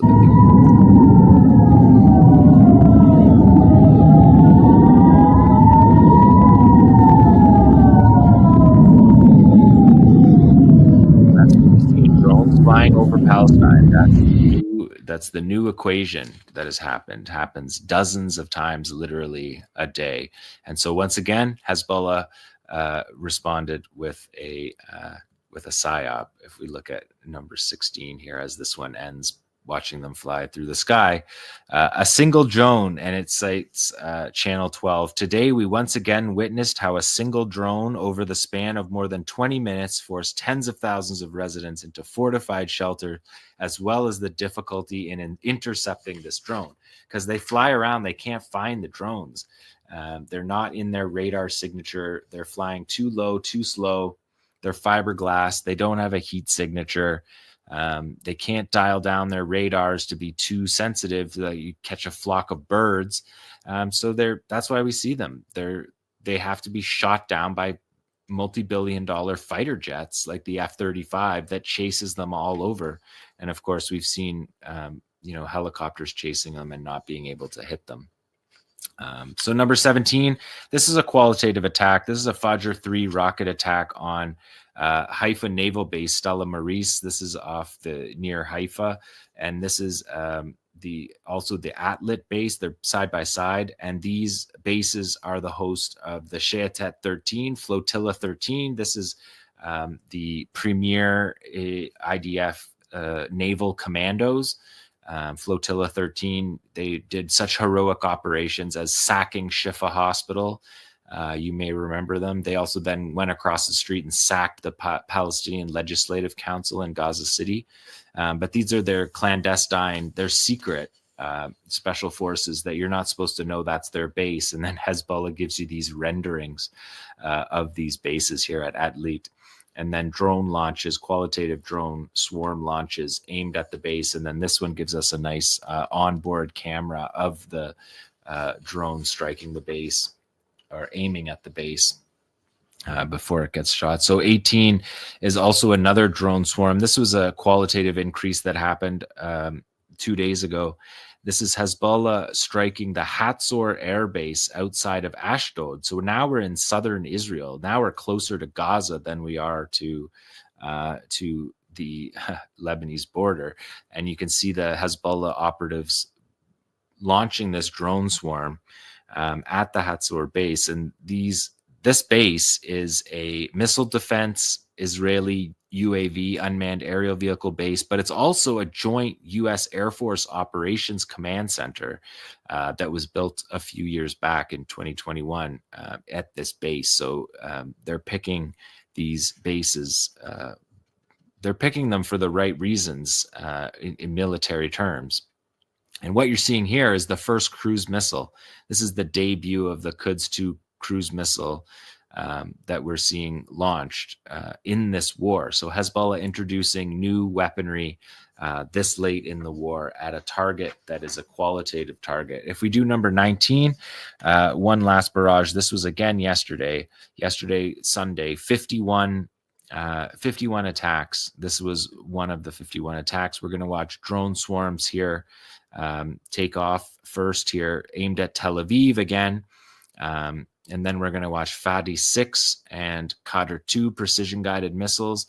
These first batch are aimed at the 𝐓𝐡𝐞 base. We've talked a lot about 𝐓𝐡𝐞. 𝐓𝐡𝐞 is the headquarters for Mossad. It's the headquarters for the Signals Intelligence Unit 8200. And it's also the headquarter of Amman, which is the IDF military intelligence. So it's a key base, and it's being aimed at here with Qadr 2 ballistic missiles. These first ones are Fadi 6s that we're seeing go up. The next ones you'll see the Qadr 2s are we've seen them be launched before on this program just earlier in my presentation. They can be launched from underground. They're often launched from underground sites, again making them defensible and easily protected. And these are versions of rockets that they have made into precision guided. So here we see them go underground into these underground missile silos, and you can see the Qadr 2 is pretty serious piece of munition that they are deploying here. Ballistic missile with precision guided. Nasrallah set about, see, there's the launch of the Qatar-2. Nasrallah set about with this precision guided program over many years to turn this weaponry into precision guided weaponry. Hezbollah, after this operation on Sunday, put out another poster that basically just mocked the Israeli position. It had the Israeli military correspondent for their state television channel, saying Hezbollah is demonstrating to their supporters that Sheikh Naim Qasem's equation, the equation of Nasrallah, remains in effect. A strike on the heart of Beirut equals a strike on the heart of Tel Aviv. So that is what we have before us in this war. We've seen from the start, escalation is met with escalation. When Israel moved to attacking the Dahia and Beirut, as they did in these past 5 days, they had taken some time off from doing that, and they resumed doing it. And now the picture you see on your screen right now is Tel Aviv. Tel Aviv in flames is a response to the attacking of Beirut, which was an equation that Nasrallah put in place decades ago, and Naim Qasem is following through on. So that is the resistance report from Gaza, the West Bank, and Lebanon for this week. John, thank you so much, as always, for your meticulous curation and analysis of the last few days on the ground in Palestine and Lebanon. Yeah, thank you so much for that. Thanks, Nora. And hi, Asa. Hi. Hello again, Asa. So, kind of picking up on where Abdaljawad left off, talking about kind of these contradictions, where this leaves the U.S. in terms of whether it can still pretend to be the arbiter and adjudicator of international law and rules-based order, blah, blah, blah, or whether this really presents a rupture, an implosion, as he said. Ali, what can we say about the significance of the ICC's arrest warrants finally coming out? I think for all of us, it was legitimately a surprise that it happened. And without speculating, maybe just talk about the significance. Well, they were in just an impossible dilemma. If you look at the court, the history of the court, and just very briefly, of course, the ICC was founded about 2 decades ago. The Rome Statute was the international treaty that creates it, and it's ratified by more than 120 countries, with notable exceptions, including the United States, Russia, China, Israel, and a couple of others. Palestine is a member, and that was a huge battle. And it's because Palestine is recognized as a member that the court can even assert its jurisdiction over what is happening in the West Bank and Gaza and issue these indictments against Netanyahu and Yoav Gallant, even though Israel is not a member. So unlike the International Court of Justice, which deals with issues between states, Israel doesn't have to agree to ICC jurisdiction. The ICC can impose its jurisdiction. And so Israel has no legal way out of this. They tried, they filed all sorts of briefs, and their friends did, Germany and Britain and other countries, which delayed this for so long, for this unprecedented period of almost 6 months between the prosecutor requesting the warrants and the judges actually issuing them. But when you look at the statement that the judges issued last Thursday, or the court issued last Thursday, explaining the reasoning, you can see that in a way it's almost, of course, this should have happened much earlier. I'm not trying to make excuses for them. But on the other hand, you can see that they took their time to sort of make the legal arguments ironclad. And they really are in terms of the court's own jurisprudence. And what was also notable to me in terms of the content of the statement from the court is that they decided, it says that these arrest warrants are secret, but the judges decided to make their existence known, and they set out the reasons for that. But the point is, if arrest warrants can be secret, and there are reasons why they can be secret that are legitimate, because you don't want to tip the suspect off, you don't want to allow them to destroy evidence, and so on and so forth. That means, to me, that tells me that it's very possible that there are already other arrest warrants for Israelis that are secret. The court could well have requested, or the prosecutor could well have requested other arrest warrants that are secret. So that's just in terms of the announcement. In terms of the reaction, that's a little bit what we were talking about with Abdaljawad Omar, because this court was created by the West for its own purposes. Of course, the cover was that, we want to create an international legal order in which atrocity crimes, the court, of course, has jurisdiction only over crimes including genocide, crimes against humanity, and war crimes. Those are the universe of crimes it deals with. But in reality, it was created to be a weapon of the West against the rest of the world. And until very recently, it had only ever indicted leaders from Africa. So Right. that's why some called it the International Colonial Court. And a few years ago, or the Imperial Colonial Court, and a few years ago, there was a move led by South Africa to suspend African participation in the court, and a number of African countries threatened to leave the court because they were saying, look, this court is only being used to enforce Western imperial grudges against recalcitrant leaders of African countries who aren't doing what they're told. So the court's credibility was at stake, and they had to act, and they took their time, whether through hesitation or whatever it was, so that at the end they could say, well, we've crossed all the I's and dotted all the I's and crossed all the T's legally, and this is solid. And now the dilemma is for the Western countries, not the US, they're not even members, and the Biden administration was very clear in their utter contempt for this court. But when you talk about sort of the minor vassals of the United States, the Canadas, the Britons, the Frances, the Italys, the Germanys, of course,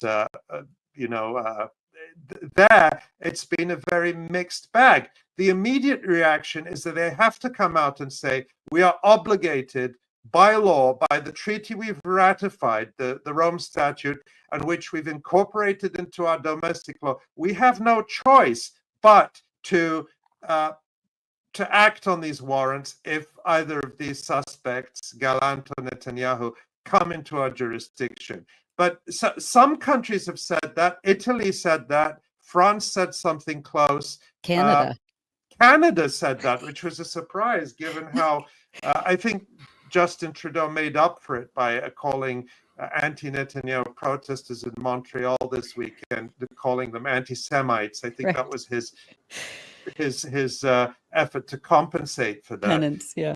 But Germany has been unable to come out and say, look, the law's the law, the court is independent, we're bound to respect. Instead, Annalena Baerbock, the foreign minister, came out with this word salad at the 𝐓𝐡𝐞 climate meeting, where she says, well, the court is independent and it has repercussions on a national level and an international level, and we have to study them now to learn just this complete word salad, which she could have saved herself by saying, well, I don't like this because I support the genocide and I love Benjamin Netanyahu and Yoav Gallant, but the law's the law, we have to arrest them. She can't say that because it just gives the game away. Yeah. Yeah, And we Britain. have a clip of that, right? Do you want to go? Oh, yeah, that's Yeah. right. We do. I'm sorry. Yeah. I forgot we have the clip. Yeah. Die Unabhängigkeit der Justiz, das gilt natürlich national, das gilt europäisch und das gilt auch international. Das haben wir in der Vergangenheit bereits deutlich gemacht, haben auch deutlich gemacht, dass wir uns an Recht und Gesetz halten. Und deswegen prüfen wir jetzt genau, was das für uns in die nationale Umsetzung bedeutet. She's acting like it's some mystery. German law is clear on a number of levels. The Rome Statute and the obligations that Germany has are incorporated into German law. So they are obligated to implement these arrest warrants. And the German federal constitution, which of course was, comes out of the experience of World War II, supposedly, to rectify that, states that where there's a conflict between international law and German law, international law takes precedence.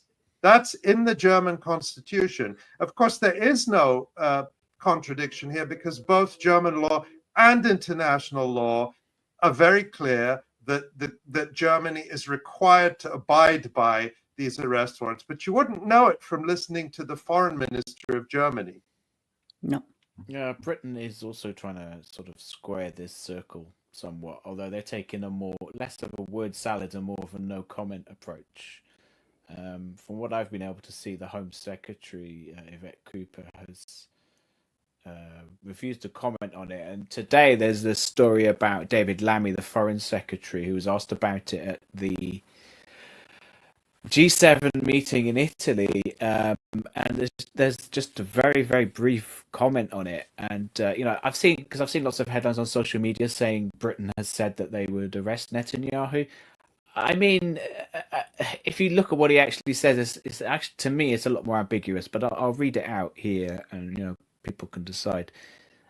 He says, "quote, we are signatories to the Rome Statute." So he's asked by this Reuters reporter if Britain would arrest Netanyahu if he visits the UK. And David Lammy, the Foreign Secretary, replies, "We are signatories to the Rome Statute. We have always been committed to our obligations under international law and international humanitarian law. Of course, if there were to be such a visit in the UK, there would be a court process and due process would be followed in relation to those issues." So he's not able to bring himself to unambiguously say, yes, of course we would arrest Netanyahu and 𝐤𝐿ant. I mean, this is unsurprising. I'm sure he was that ambiguous when the warrants were issued against Putin, right? Right. So he's trying to. No, yeah. I mean, they were very equivocal. Very, very. Sorry, excuse me. They were very unequivocal in the case of Russia and Ukraine and so forth. But here they're trying to give Britain also likes to lecture the world about human rights and democracy and so forth, whereas in fact they're fueling an active participant in the genocide in Gaza. They're trying to give the appearance of following their international obligations while not explicitly committing to arresting Netanyahu should he visit the UK. So we'll see. I guess is the watch this space. Mm. Well, here in the Imperial Core, one of our most vaunted legacy politicians, Lindsey Graham, had something to say about the U.S.'s obligations toward international law and the ICC warrants. Ali, do you want to set this one up? Oh, you're muted. You're muted, Ali. Sorry. Let's look at the video of Lindsey Graham, who is one of our great senators in the United States. To any ally, Canada, Britain, Germany, France, if you try to help the ICC, we're going to sanction you. Well, that means I want every ally, and you saw little Justin in Canada and his position. What should the penalty be? We should crush your economy because we're next. Why can't... It looks like he's come straight off the golf course, by the way. I mean, yeah. Sauna, like he's so Wet. Yeah, Trudeau never said that they were going to arrest anybody. He simply said that they would follow. He sort of gave the boilerplate, like we follow the law that we signed, right? He certainly didn't say we're going to be arresting people. So he answered in the way that a Canadian a person of government would say, just repeating that they follow the law as they're a signatory to it. That was and he did not seem like he liked saying that when he was saying it. Yeah, perfidious Canada. Yeah. You saw the actual video of him delivering it. It looks quite different than the text if you read it. It looked a bit like a hostage video.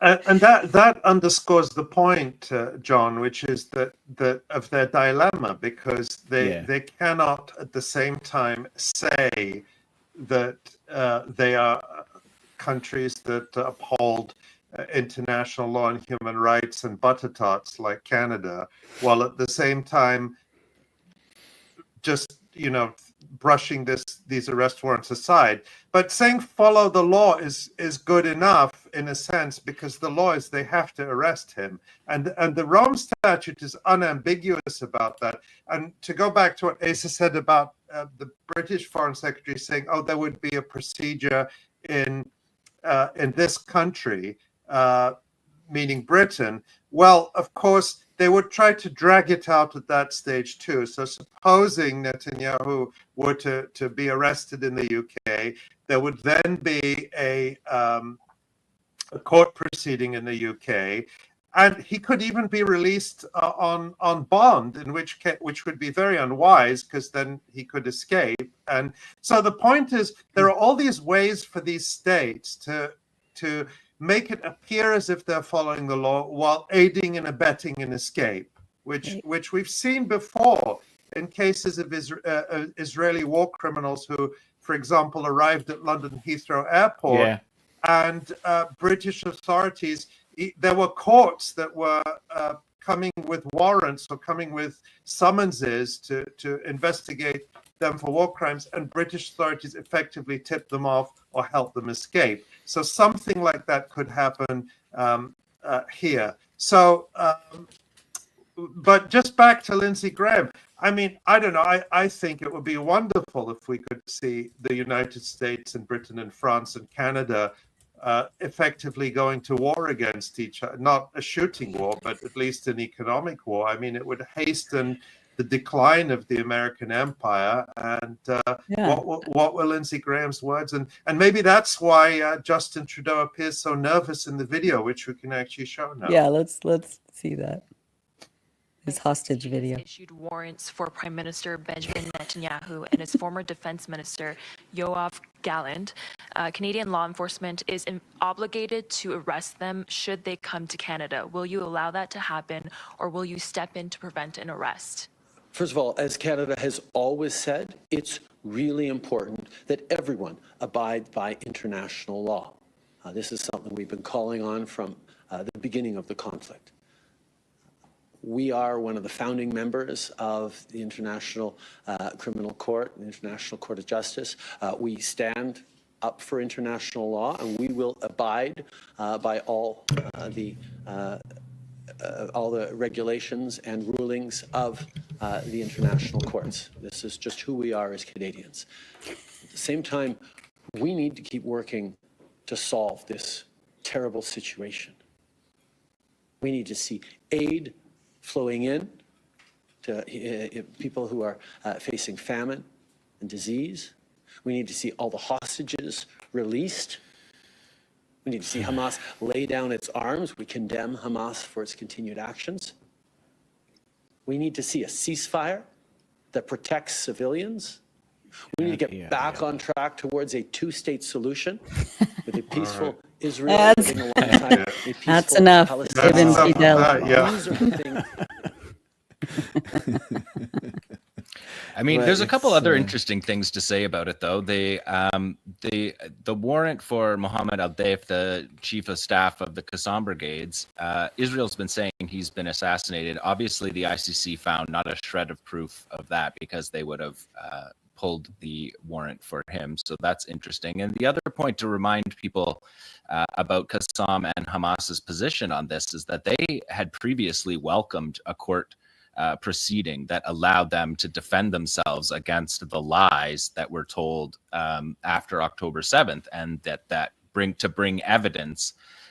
As we know on this program, has done a lot of work on showing the lack of evidence. And so that's an interesting position. It was always an interesting position right from the beginning when they made it. But just to put that on the table as well as another factor in this. Yeah.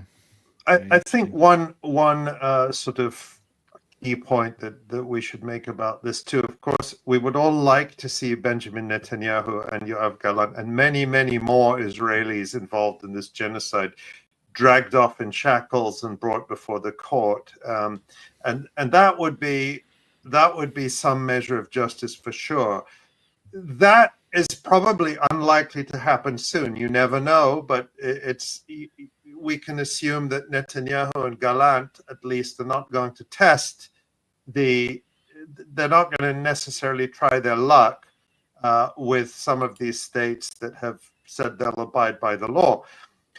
But what about the bigger implications here for the arms trade? Because if you think about this, countries in Europe, North America, the main arms suppliers of Israel, are now in a position where we have the International Court of Justice that has provisionally said it's plausible that Israel is perpetrating genocide. And now we have the International Criminal Court actually issuing warrants, and their announcement laying out the crimes that Netanyahu and Gallant are accused of is just really quite a very, very clear document. And it says,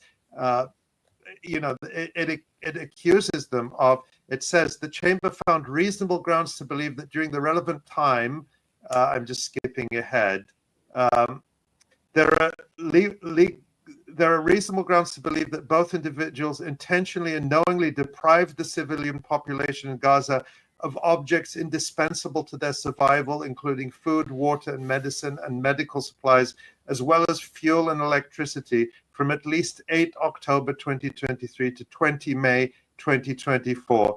And they also talk about how there are reasonable grounds to believe that that they deliberately carried out military attacks on civilians. So the point here is that any state or company at this point still supplying weapons to Israel cannot claim that they were in any way ignorant that these weapons were very plausibly or likely or certainly being used in the commission of the highest crimes in international law. Can we anticipate that this will have a knock-on effect in terms of the arms trade? I mean, let's hope. I mean, it should, right? It should be, maybe at least a way for some of these states or companies to use it as an off-ramp.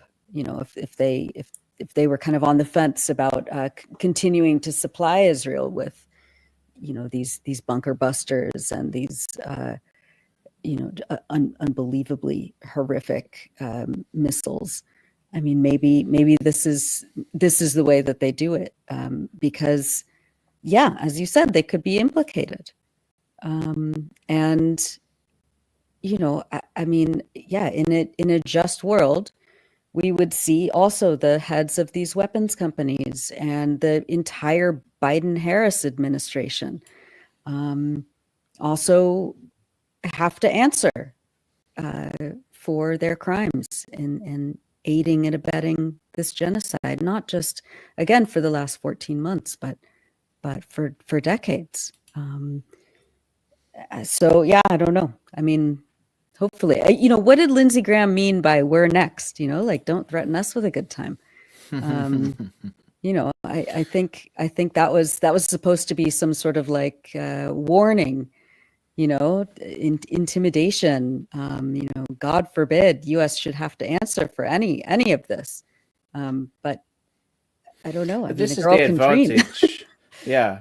I mean, this is the advantage of having a Trump administration in power, that it's a bit more, it's not more honest, but it's more frank, right? It's a little bit more, the mask is off. Yeah. Yeah. So they just say it. They just say the quiet part out loud in these very stock terms. Yeah. That's the idea. You are next, hopefully, inshallah. Yeah. Well, remember that Karim Khan, the chief prosecutor, when he was appointed, and of course he had been nominated by Prime Minister Boris Johnson at the time, and I think they thought, and this is why they nominated him, which was that he was going to be a good boy. And the first thing he did was announce that the court was going to deprioritize, among others, the investigation into U.S. war crimes and crimes against humanity in Afghanistan, and basically to shelve them. And so they thought, oh, this is a very good sign. Then he slow-walked the investigation into Palestine, on which his predecessor, Fatou Bensouda, had done a great deal of preparatory work. She too had slow-walked it, but she had eventually done the work.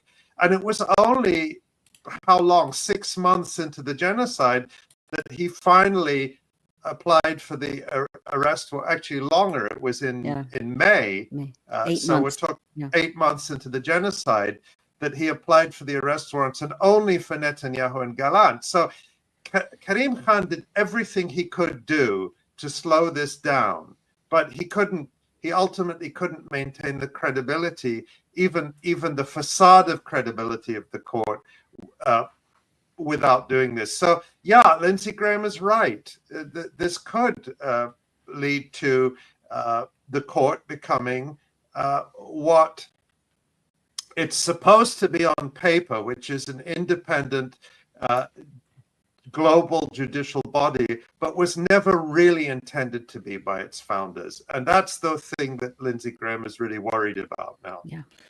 I think these governments are really facing the potential. I mean, the only reason that the ICC has really finally done something and issued these arrest warrants is really the dilemma that this so-called system of international law has been facing for the last year and more now, is really the collapse of their international order, of the legitimacy, the popular legitimacy of these systems of international law, that it's really been exposed as the sham, as a kind of sham, that they really had no other option to do something. They really didn't, because otherwise what's left? What else is being prosecuted in the ICC? Russia and several African countries, so that's it. Yeah. Well, just very quickly before we wrap, Ali, do you want to talk about the reactions by Ehud Barak and Tzipi Livni, very, very quickly, and what that could mean in terms of the broadening the scope of these war criminals that have been participating in this genocide? Well, I didn't see their reactions, but I did, both Ehud Barak and Tzipi Livni. Tzipi Livni was the Israeli foreign minister, and she held other senior positions during the first major Israeli massacre in Gaza in 2008, 2009. And she has faced attempts to arrest her in a number of countries under universal jurisdiction, as has Ehud Barak. And so I think the effect of this will be that it's not just Netanyahu and Gallant who will have to be extremely careful when they travel internationally. I think that the worry for Israel is this opens the door much wider. And if the ICC, this is where we will bring back a legal expert. We had Craig Mukhaiber recently, and Of course, we hope to have him and other legal experts back to talk about how this will could strengthen efforts in national courts. Of course, the ICC is an international court, but in national courts to try to bring some of these prosecutions under universal jurisdiction. So again, Palestine plays a much bigger role in the world than the question of Palestine itself, enormous as it is, because this could be the really make or break a moment for whether or not there can be an actual international system of law that works with anything like the fairness that we would want to see.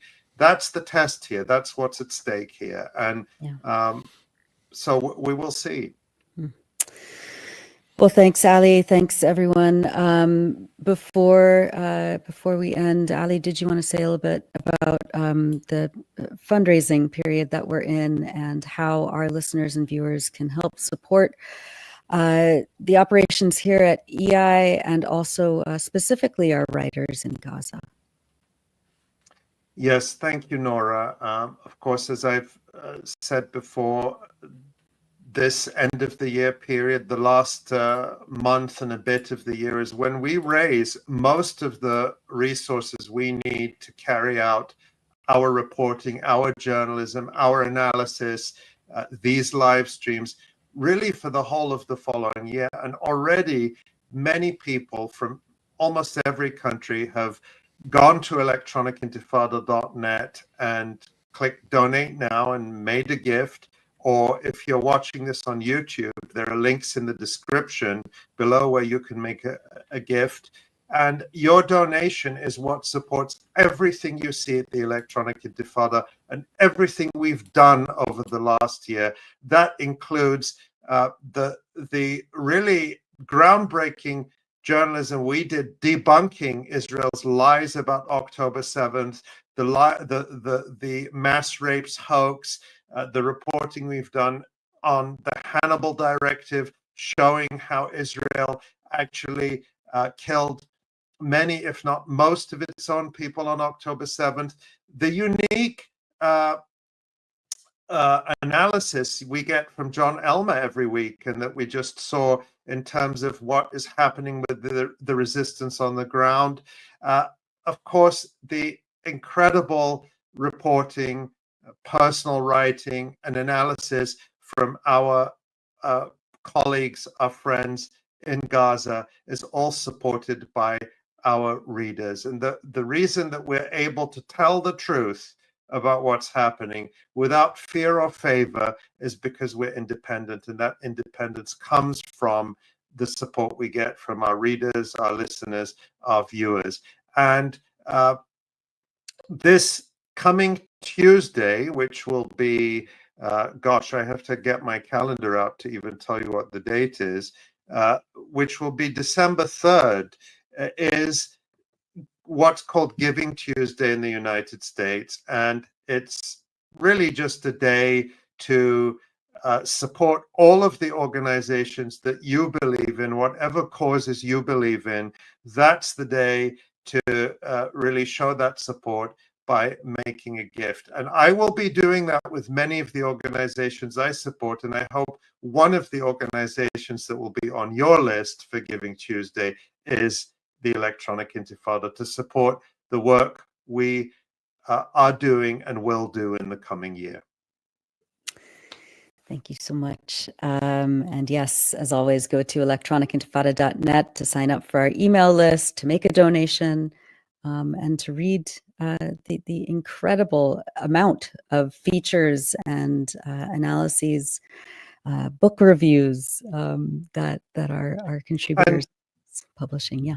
And I'll just say, Nora, that it is this week in the United States Thanksgiving, which is not a holiday that we hold in high regard given its colonial history, but we will appropriate it as an opportunity to say thank you to all our colleagues at the Electronic Intifada who you don't always see on this live stream, but their work is as vital to to the work we do as anyone you do see regularly every week. And so please, their